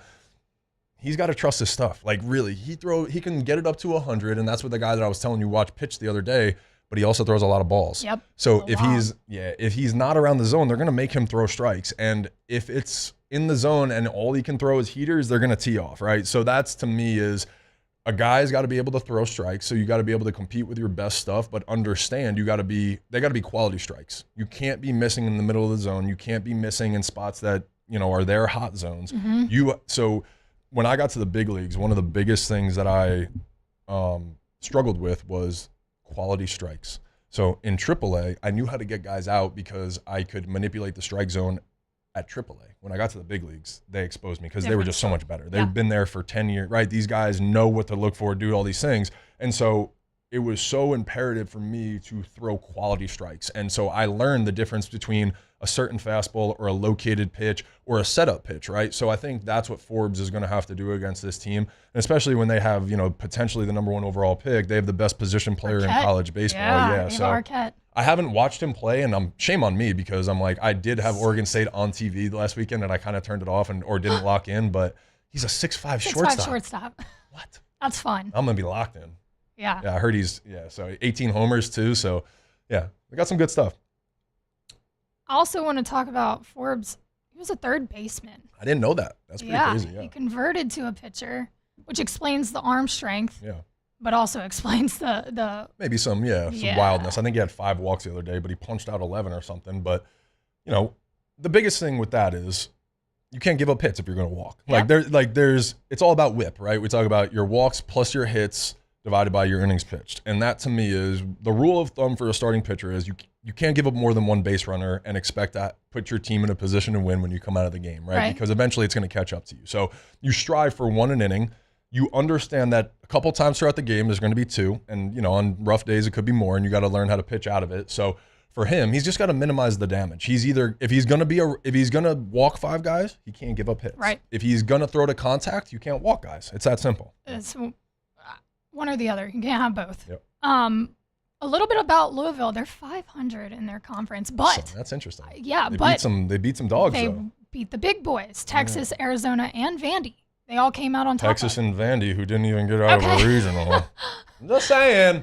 Still just notable saying, Texas wins and Vandy. for Louisville, but 500 in the conference. I'm not quite confident that they down Oregon State, especially 103 home runs in selective at the plate. That's tough. I know. Oregon State's probably a better team, but again, this is so good pitching can beat good hitting any day. So when you have a first round, I watched Forbes pitch and I said, how have we not heard this guy's name, right? So then when I was doing some research and looking there, he is kind of towards the end of the first round, maybe second round. But again, I think that just speaks to his lack of pitching experience. But again, for a team that values, that 98, 99 fastball and this curveball, that plays.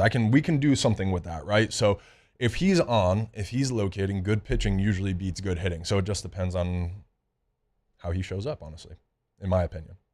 Putting you on the spot, Oregon State, Louisville. What? Yeah. Upset? Yeah. Is it an upset? I guess because Louisville wasn't a national seed. Yeah. Technically, yeah. I don't know the odds. I'm rolling Oregon State. I'm gonna look it up. I don't know if they've announced who the starters are yet, so they might not have odds, but I'd be curious. I would imagine Louisville. No, I think you're right because the overall odds to win the championship, I think Oregon State's 4th. I'm gonna say Oregon State. I love a good underdog story. I love a good underdog story, but I just don't. It's close. It's DraftKings at least has Oregon State the favorite on the money line -188. So it's not even -200. That'll probably shift up tomorrow, but as people bet it. But Louisville +145 to win, +1.5 at -135. I like that number. Yeah. Arkansas is the favorite on DraftKings right now. Interesting. Wow. I don't know how I feel about that. Is LSU going to be the higher? Is LSU the home? Do we know yet? Who was the higher seed? Arkansas was the 3. Okay, yeah. So they'll probably be if they're going by seeding, but yeah, and that'll probably be honestly the differentiator in the lines. It's probably a coin flip, but whoever is the home team will have the slight advantage because of towards the end of the game that gives you a slight advantage. Yeah. Okay, so on that side of the bracket, you're saying Coastal and Louisville. I'm going Coastal, Oregon State. Wow. All right. I don't think you're. I could see that absolutely. But it'll be fun. Yeah, I like the Louisville team. I don't know why. I like the Louisville coach too. I want Louisville to win. I think. All right. Well, something against Oregon State. I just don't love them. I don't like them. I don't know. It's a problem. I it's have a personal something thing. against Oregon State, but I don't know what it is. I just don't like them. It's something about your face. I just want to. Well, there you. We're going to go to break. When we come back, we're going to talk about UCLA, Murray State, and of course, LSU and Arkansas. Yeah, hold on to your seat. We have to do it quick because we only got 15 minutes until Lewis. All right, we'll be back shortly. The Hunt Palmer Show. There it is, the extra mile. on the border of expected and extraordinary for those willing to go further, like vans customized for work or play, with safety and tech to keep you connected. Supported by a 5-star sales, service, and finance team, and backed by the 1-star you know. So go the extra mile. It's never crowded, because so few have what it takes to go there. Mercedes-Benz Vans. Baton Rouge's home for real rock. It's Eagle 98.1. Foo Fighters. Led Zeppelin. AC/DC. Pearl Jam. And the flagship home for LSU sports. Take us anywhere with the Eagle 98.1 app. Eagle 98.1 is the rock station. Men, age is just a number. Don't let it dictate how you feel. Goodwood Men's Sexual Wellness has anti-aging services that can help you look and feel your best. Visit yourgoodwood.com and discover a renewed sense of vitality. At Louisville Workers' Comp, our journey began over 30 years ago with a simple belief. Our clients come first. At Luva, our business has always been focused on people, not policies. Through every success and challenge, we've continued to grow because we've stayed true to our values, committed to providing you with genuine dependability. Because your well-being is more than a priority. It's our purpose.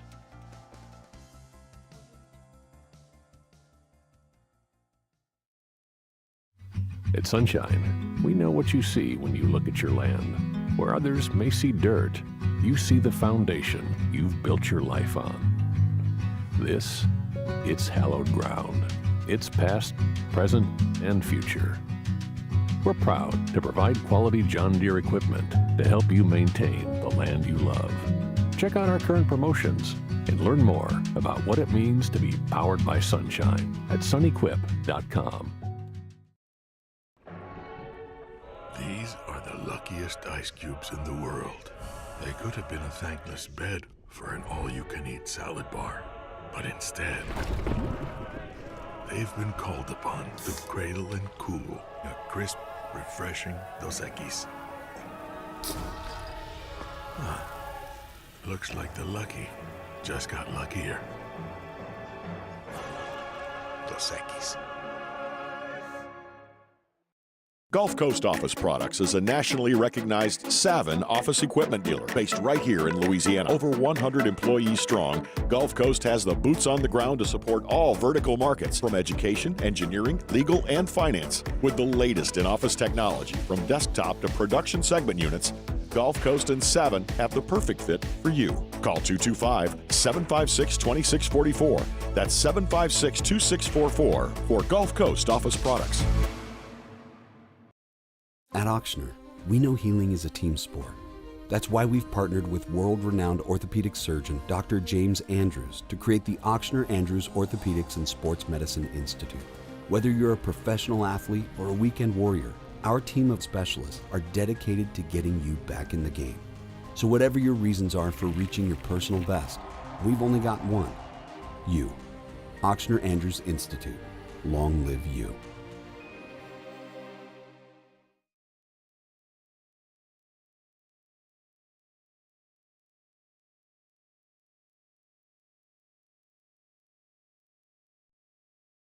This is the Hunt Palmer Show, brought to you by Cinderella Farms. Thursday shows are brought to you by Cinderella Farms Premium Beef. I had a great conversation earlier today with my guy, Sean Cinderella. He's so excited. First of all, y'all crushed it Memorial Day. We told y'all they had those 2-pound bags of ground beef. 600 pounds they went through over there at Cinderella Farms. This is a top 1% of beef in the country, and it's right outside of Baton Rouge at Cinderella Farms. And right now, there are 10 animals that are beginning the aging process. 45 days dry aging. At the end, no preservatives, no water, just that unbelievable, tender, flavorful beef. If you'd like to get in line for one of those 10 animals and have Sean cut it for you any way you'd like, then get in line and give him a call. I'm going to give you the cell phone number here in a second. But you got to understand that this is prime beef that is a 36-month journey from start to finish. And these animals have to be born this way. You can't have an animal born and then create this unbelievable, flavorful beef. But Sean and his team have a process down that creates unbelievable consistency and an amazing product. If you want the ground beef, fillets, ribeyes, skirt steaks, flank steaks, all that at Sagrera Farms, top 1% in the country, you need to call this number, 719-1723. 719-1723. Again, you've got 10 animals starting that 45-day aging process. If you would like to get in line for one of those, 719-1723. That is Sagrera Farms.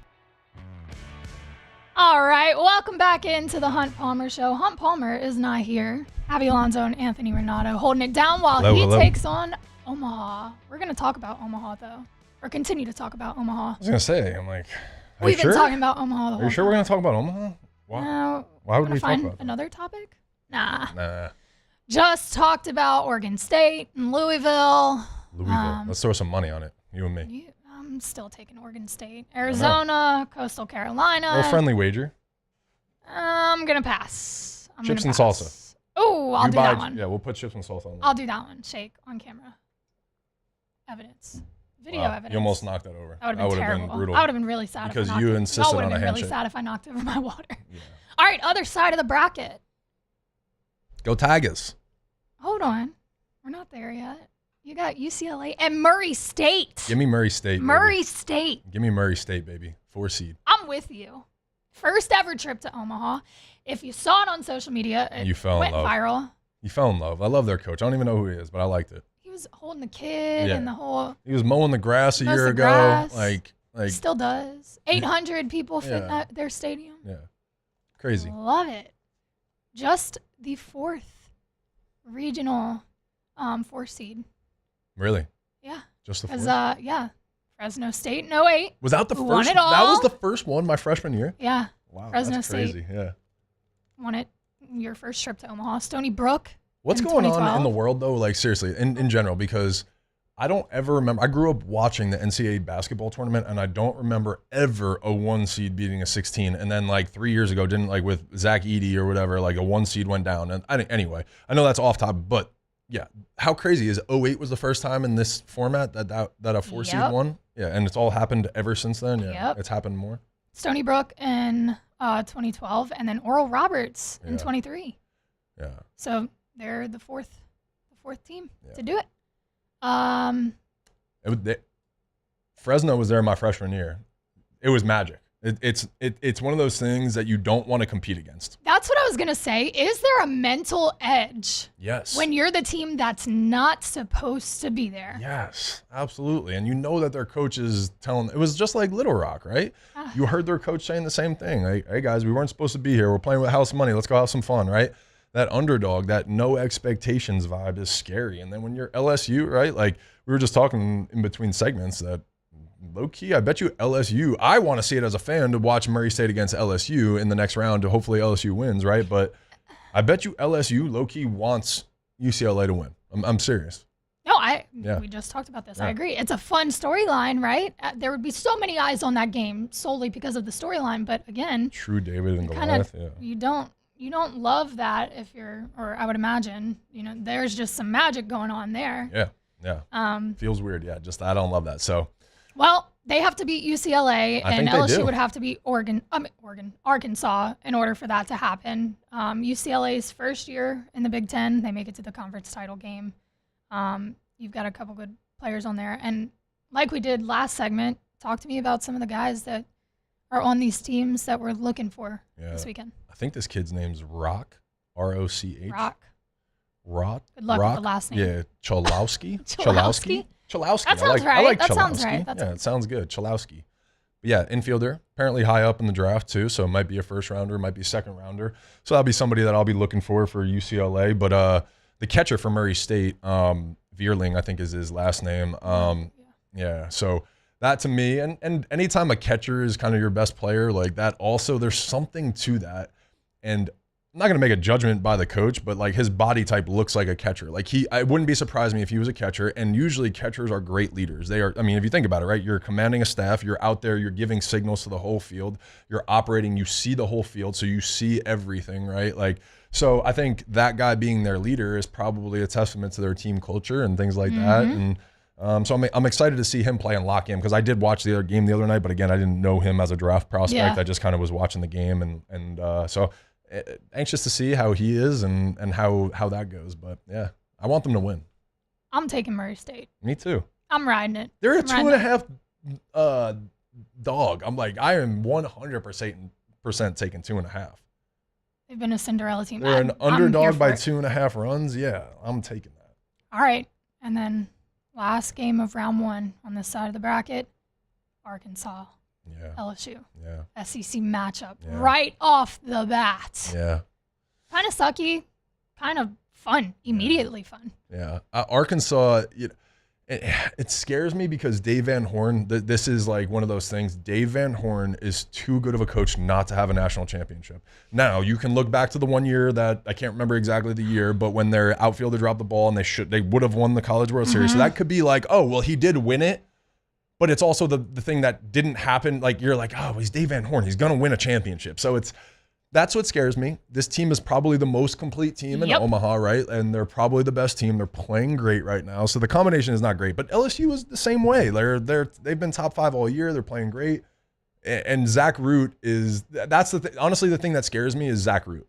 That kid transferring from East Carolina, their starter against Cade, lefty that throws 98, 99. He was electric against Tennessee, and he gets fired up in those situations. You saw it. The emotion was there, right?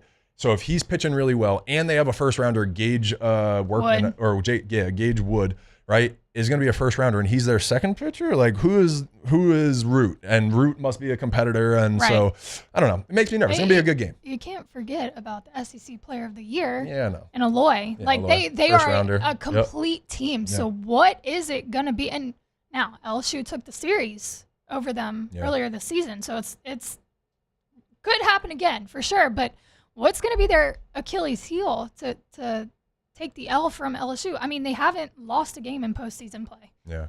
They are firing on all cylinders. You've got draft prospects all over the place. What is it going to be for LSU to do? I hate to put this on Cade's shoulders, but he's got to go out there and shove. Like, he's got to go out there and shove. And he's got to be locked in from the jump. Like, you can't let Aloy hit a solo homer in the first inning and get the boys get them pumped up, have any momentum. Like, this is one of those things that I was saying. He's got to have that IQ to be like, this is the game. I got to be locked in. Yep. In my opinion, LSU's got to be leading in the 6th or 7th to win this game. I really do believe that. Like, I think they got to have the lead, so which means Cade's got to pitch well and be in the lead when he leads the game. I think it could be, if it's tied late in the game, I think the advantage goes to Arkansas, unfortunately, because I think they'll be the home team because they're the higher seed. So I think it's going to be, but it's a coin flip for me. So if LSU comes out and hits that kid, if he's too emotional, if he's too fired up, right? Maybe you see him spraying balls and LSU's patient against him and they have a good approach and stuff like that. You never know. So I think LSU's got to be able to be patient against Root and let him be emotional and let the emotion try to come out and try to get runs on him early, right, to deflate him. And I think Cade's got to come out and he's got to shove and set the tone early and be like, you guys are not scoring runs on me. It's going to be a close game, and I think they have to have the lead late if they want to win. And if it's tied late, I think it goes to Arkansas. I don't want that because I want LSU to win, but I think it is what it is, though. That is very fair. That's my thoughts. Those are my thoughts. All right. Well, we're going to get some other thoughts from your buddy, Lewis Coleman, in just a few minutes. Don't go anywhere. Lewis Coleman coming at 2:30 to talk about Omaha. Maybe this year's team catch up with Anthony. Let's do it. The Hunt Palmer Show. These are the luckiest ice cubes in the world. They could have been a thankless bed for an all-you-can-eat salad bar. But instead, they've been called upon to cradle and cool a crisp, refreshing Dos Equis. Looks like the lucky just got luckier. Dos Equis. At Atmos Energy, our smart choice solutions help customers save energy and emissions with rebates up to $500 off high-efficiency natural gas appliances, smart thermostats, and weatherization upgrades. Together, we're fueling our energy future.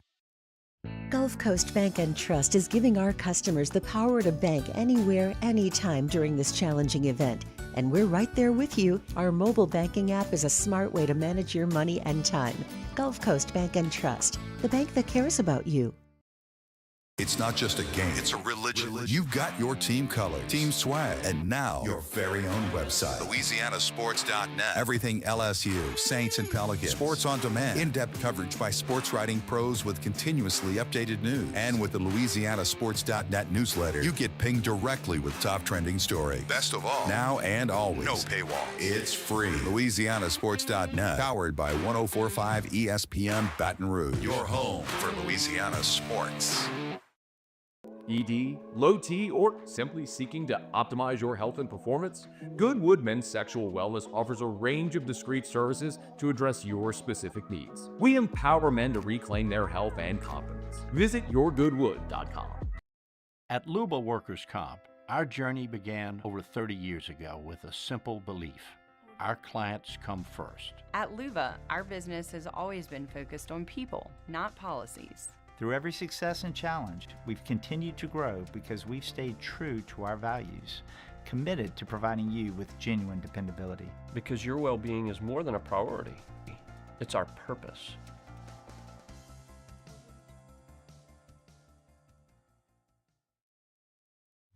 At Sunshine, we know what you see when you look at your land. Where others may see dirt, you see the foundation you've built your life on. This, it's hallowed ground. It's past, present, and future. We're proud to provide quality John Deere equipment to help you maintain the land you love. Check out our current promotions and learn more about what it means to be powered by sunshine at sunequip.com. Gulf Coast Office Products is a nationally recognized Savin office equipment dealer based right here in Louisiana. Over 100 employees strong, Gulf Coast has the boots on the ground to support all vertical markets, from education, engineering, legal, and finance. With the latest in office technology, from desktop to production segment units, Gulf Coast and Savin have the perfect fit for you. Call 225-756-2644. That's 756-2644 for Gulf Coast Office Products. At Ochsner, we know healing is a team sport. That's why we've partnered with world-renowned orthopedic surgeon Dr. James Andrews to create the Ochsner Andrews Orthopedics and Sports Medicine Institute. Whether you're a professional athlete or a weekend warrior, our team of specialists are dedicated to getting you back in the game. So whatever your reasons are for reaching your personal best, we've only got one: you. Ochsner Andrews Institute. Long live you.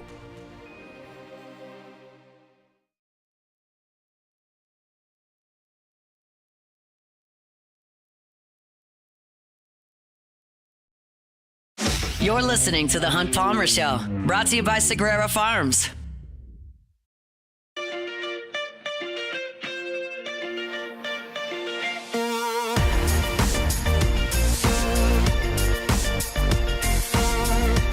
I like that vibe. That was a good vibe.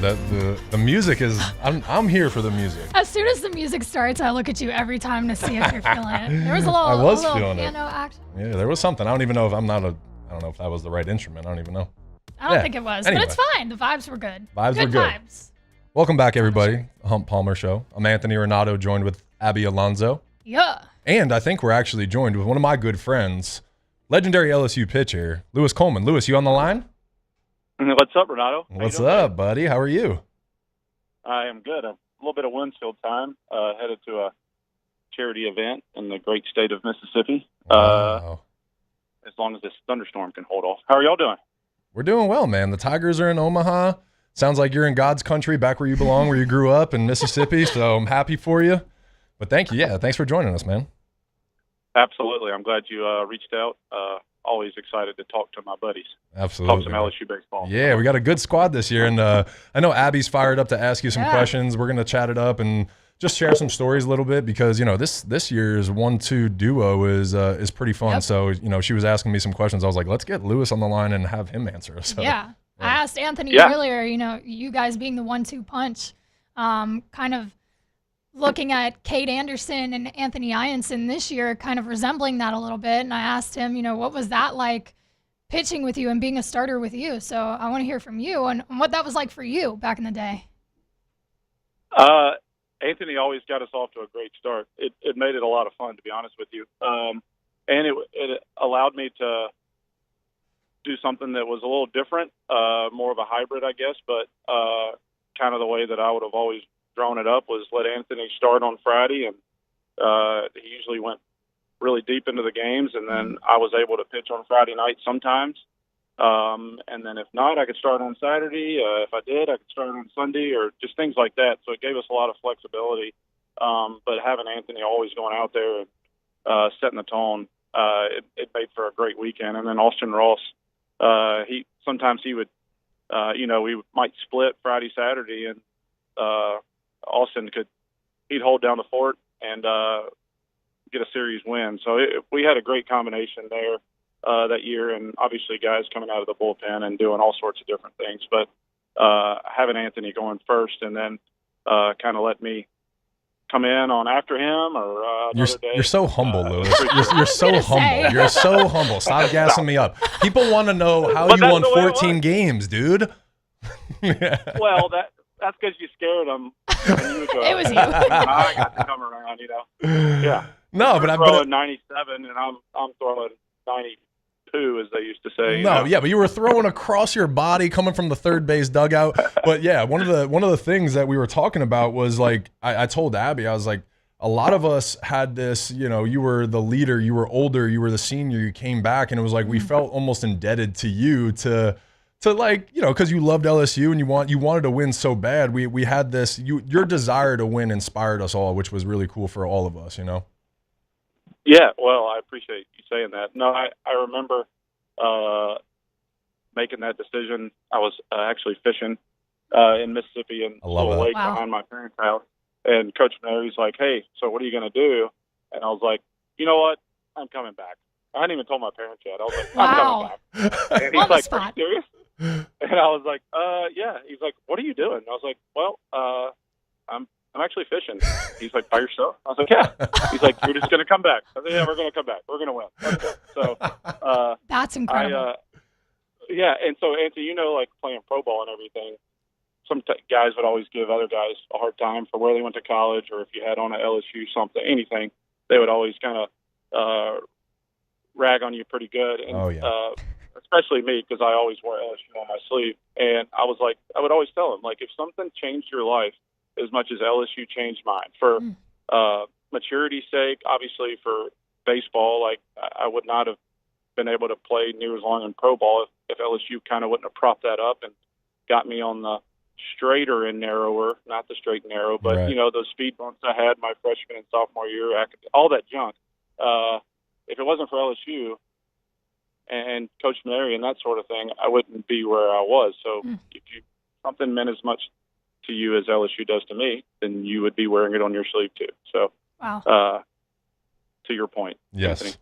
I think that's so cool to hear, because you're not the only one that says, Anthony earlier in the show was talking about what this program does for you, not just as a ball player, but as a man, and the lessons you learn and how you mature. And to hear that from not just you, Anthony, no offense, but to hear it from him, and I've heard it from multiple former players of what this program has done and what it means to each of you is really incredible to hear, truly. Yeah. Lewis, No, absolutely. And then to the baseball, side of it, like, we're talking about Cade Anderson potentially being number 1 overall, right? You and moving quickly, and these guys are moving to the big leagues way quicker than they did when we were playing, but you were one of those first anomalies where you moved up relatively quick. So, and for our time, very fast, So talk to me about like that decision to come back to LSU and how that affected that for you.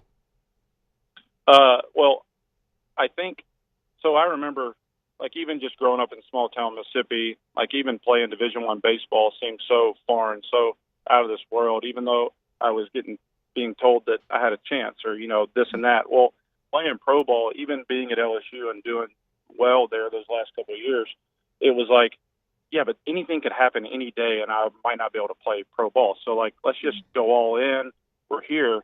And my approach was simply that. Like, I'm gonna pitch and I want to win. And then if I get drafted, I get drafted. Like, not to make it like super humble, but it's just like I'm here. I'm in the present. Let's do this. But then also, I think coming back from my senior year, I was also a year older for my class, like for my Right.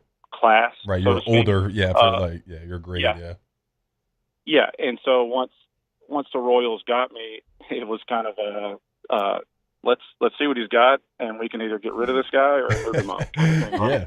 Like we're just going to push him to his limits, and if he does well, that's great for us. If not, we haven't really lost much because they didn't invest a ton. So like it's like we had a 5th round pick, but other than that, let's just push him. And I thankfully did well and didn't get hurt. So that I think that's why I got to move so fast was the age, but then playing at LSU. Now, AA, I think probably would have beat our LSU team, but I remember being in like high A and being like, God, we were so much better than these guys. But that's how I got to start. Getting to start your first full season in AA is because you kind of built that foundation at LSU, and so these guys, they're going to have that opportunity. I mean, they're getting drafted high. I know they're a little bit younger than we would have been getting drafted, or I was, but still, the amount of success they're having right now, it translates a little different than it used to. Mm-hmm. Yeah. I actually want to talk about, you mentioned staying present, and this time of year, going into Omaha, knowing the draft is coming up, some of these guys may struggle with that, staying present, especially with big moments ahead. How were you able to do that? Well, when we were playing, the draft had already happened, right? Yeah, that's right. And so, which I feel like it made it even worse, because now you're like, I got drafted in the 5th round. I wonder what they're going to give me. Am I going to get? I know I'm a senior, but interesting. Yeah. Are they going to open up the checkbook and like pay me like I'm a junior, or are they going to be like, dude, here's $100, take it or leave it? Wow. I mean, and so it's like, well, now I don't want to I need to do something to add to my value. What do I need to do? I need to strike out everybody. So those are the battles that I remember.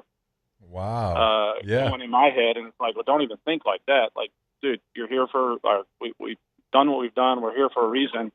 You can't change it. Like, just do you. They drafted you based on your past, not what they expect you to do at the College World Series. Right. Or even in the Super Regionals. And so I think the old cliche of control what you can control is like the simplest but yet hardest thing to do. And for those guys, it's like whatever your prep has been going into a game, you've got to keep it the same. And they've already made their mind up. Every team has already made their mind up of what they think about all the LSU players right now. Sure, it might add a little bit of a wow factor if he throws a perfect game in the World Series, but it's not going to change number 1 versus 7th overall. It just depends on the team's needs, in my opinion. No, I agree. That's what we were talking about, and I was like, it's funny that you say that, though, with that perspective, because I was saying, like, I think maybe some guys might enjoy it better that it's like they have a chance to go showcase at the World Series. But to your point, like, I didn't even think that, like, guys would be looking to go earn money still even after being drafted. That's awesome. So, like, I love that perspective. Yeah.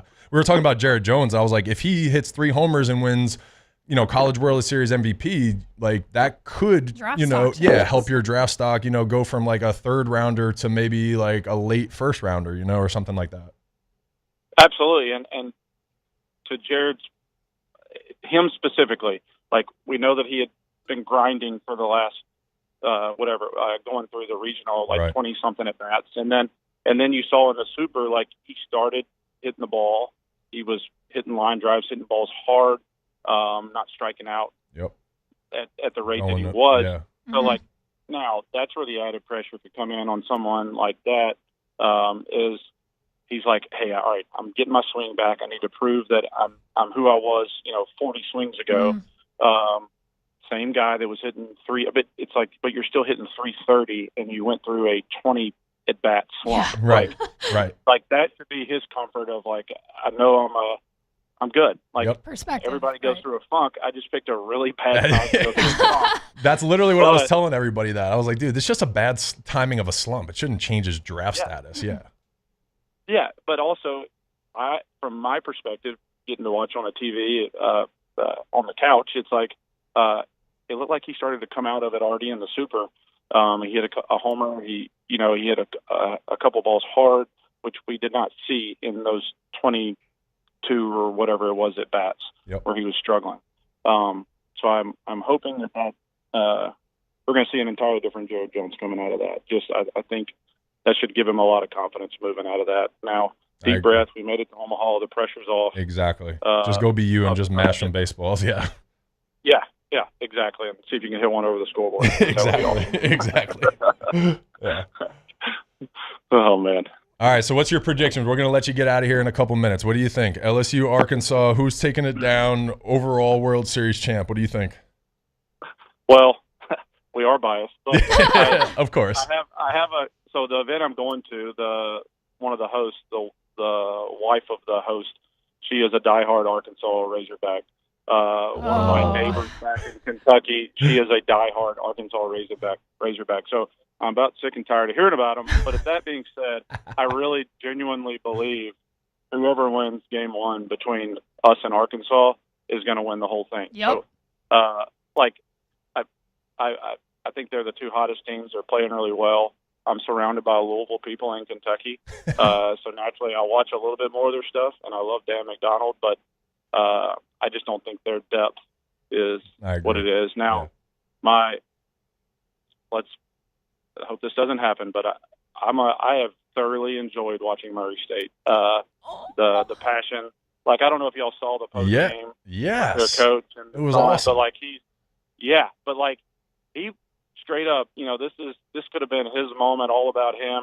He tells those announcers, he's like, hey, guys, I would love to talk to you, but I got to go. And then the camera stays on him. It gives me chills thinking about it. But he's like, this is our moment. This is my kid's moment. Yep. Like on the team.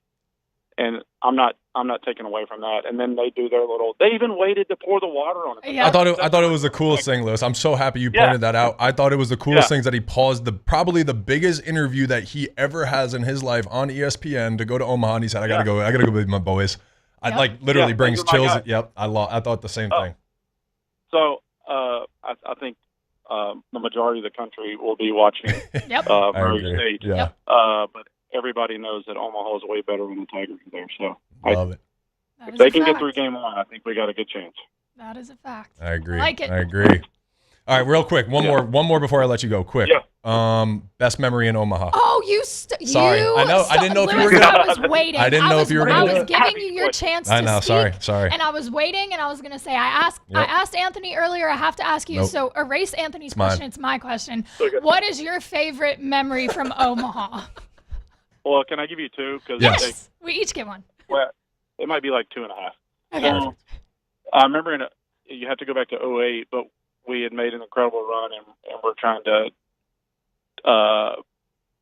just come from we were on fire, but we kind of snuck in there. Yeah. Only, but we weren't playing so well at the beginning of the year, but then we were doing so well. And I remember, with that grand slam and everything that happened, it ended up being one of my favorite moments because I don't know if I would have, if I closed that out and we end up making a run and maybe we just lose some other way, that it crushed me because I felt like I owed LSU even more than they had already, than I thought I owed them. Wow. And it's a different type of favorite moment just because it just made my next year mean so much. Wow. Just everything was so more, just the relationship with teammates and stuff. But then, so the next year, 2009, we have to play Arkansas. I see Van Horn walking through the crowd, and it's like one of our off days. And I remember him walking by, and we make eye contact from a ways away. I'm with my family, and he just stops and looks at me because we were playing him the next day. And he said, "You tomorrow?" I said, "Yes, sir." And he just shook his head and walked off. So hopefully this will be a start to the Saturday. Wow. And maybe he'll just speak back to the 2009 Tigers and just crumble and Lewis, No, I've known you for 15 years, brother, and you've never shared those stories with me. That is really cool, man. Yeah. It's only because Abby asked the question. Yeah, let's go. This is a sports reporter in there, whatever. All right. That was awesome. Well, everybody knows that everybody's favorite part is being on the bottom of the dog pile. It's where on the last pitch. Of course. And so that's not what you wanted to hear. Right. So, Yeah. No, but that's exactly right. Yes. That you just gave us the insight and gave the people the insight exactly what we were looking for. Yeah. Yeah. Everybody can see the pictures and the videos of you throwing the glove in the air and Gibby tackling you. But yeah, that was awesome, man. You're the man, dude. And I can't speak volumes enough to one, how you inspired me and shaped my career. And it was a pleasure to work with you and build that and win that championship with you, dude. And hopefully this team follows in our footsteps as well, and we can continue the legacy, man. Thank you.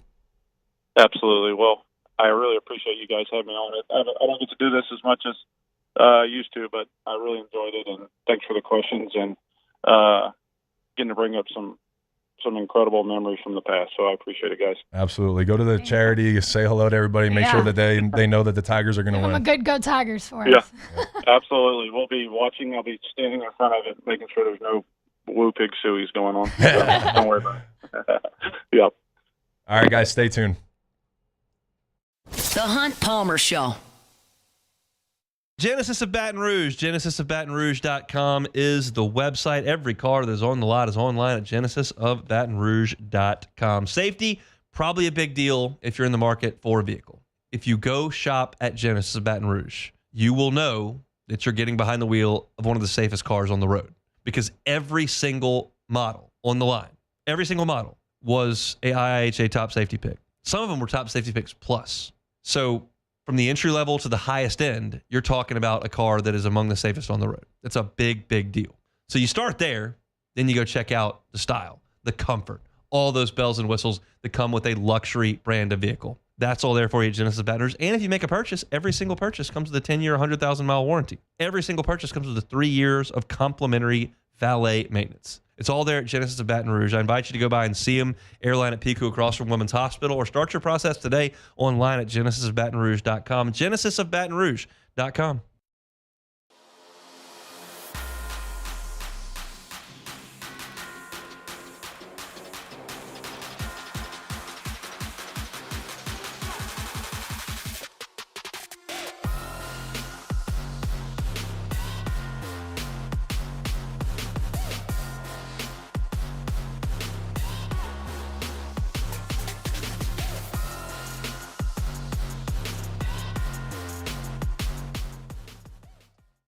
Men, age is just a number. Don't let it dictate how you feel. Goodwood Men's Sexual Wellness has anti-aging services that can help you look and feel your best. Visit yourgoodwood.com and discover a renewed sense of vitality. These are the luckiest ice cubes in the world. They could have been a thankless bed for an all-you-can-eat salad bar, but instead, they've been called upon to cradle and cool a crisp, refreshing Dos Equis. Looks like the lucky just got luckier. Dos Equis. At Louisville Workers' Comp, our journey began over 30 years ago with a simple belief. Our clients come first. At Luva, our business has always been focused on people, not policies. Through every success and challenge, we've continued to grow because we've stayed true to our values, committed to providing you with genuine dependability. Because your well-being is more than a priority. It's our purpose.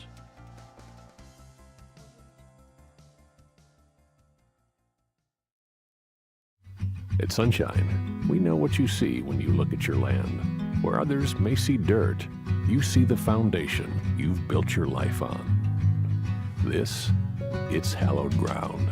It's past, present, and future. We're proud to provide quality John Deere equipment to help you maintain the land you love. Check out our current promotions and learn more about what it means to be powered by sunshine at sunequip.com.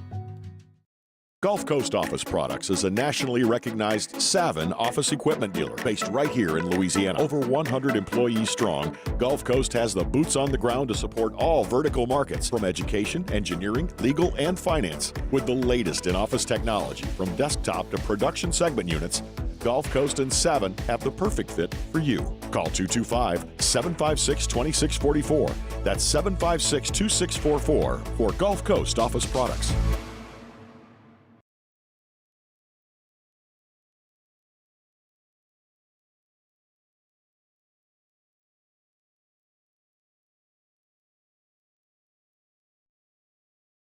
You're listening to The Hunt Palmer Show, brought to you by Sagrera Farms. All right, we're back just for a few seconds before we sign off for today. Seconds, Thank you Hunt guys Palmer for being Show here. was fun today. It was Happy awesome. Alonzo, Anthony Ranaudo. That call with Lewis Coleman went a little bit longer than we thought, but definitely worth it. That was awesome. That was amazing. Thank you guys for being here. Abby, you did a great job today. Thank you for being my co-host. That was fun. Maybe the main host. I don't know. It was a lot of fun. Yeah, go Tigers. Everybody tune in. Saturday night. Enjoy. Thank you guys. Peace. The Hunt Palmer Show. There it is, the extra mile, on the border of expected and extraordinary, for those willing to go further, like vans customized for work or play, with safety and tech to keep you connected, supported by a 5-star sales, service, and finance team, and backed by the 1-star you know. So go the extra mile. It's never crowded, because so few have what it takes to go there. Mercedes-Benz Vans. ED, low T, or simply seeking to optimize your health and performance? Goodwood Men's Sexual Wellness offers a range of discreet services to address your specific needs. We empower men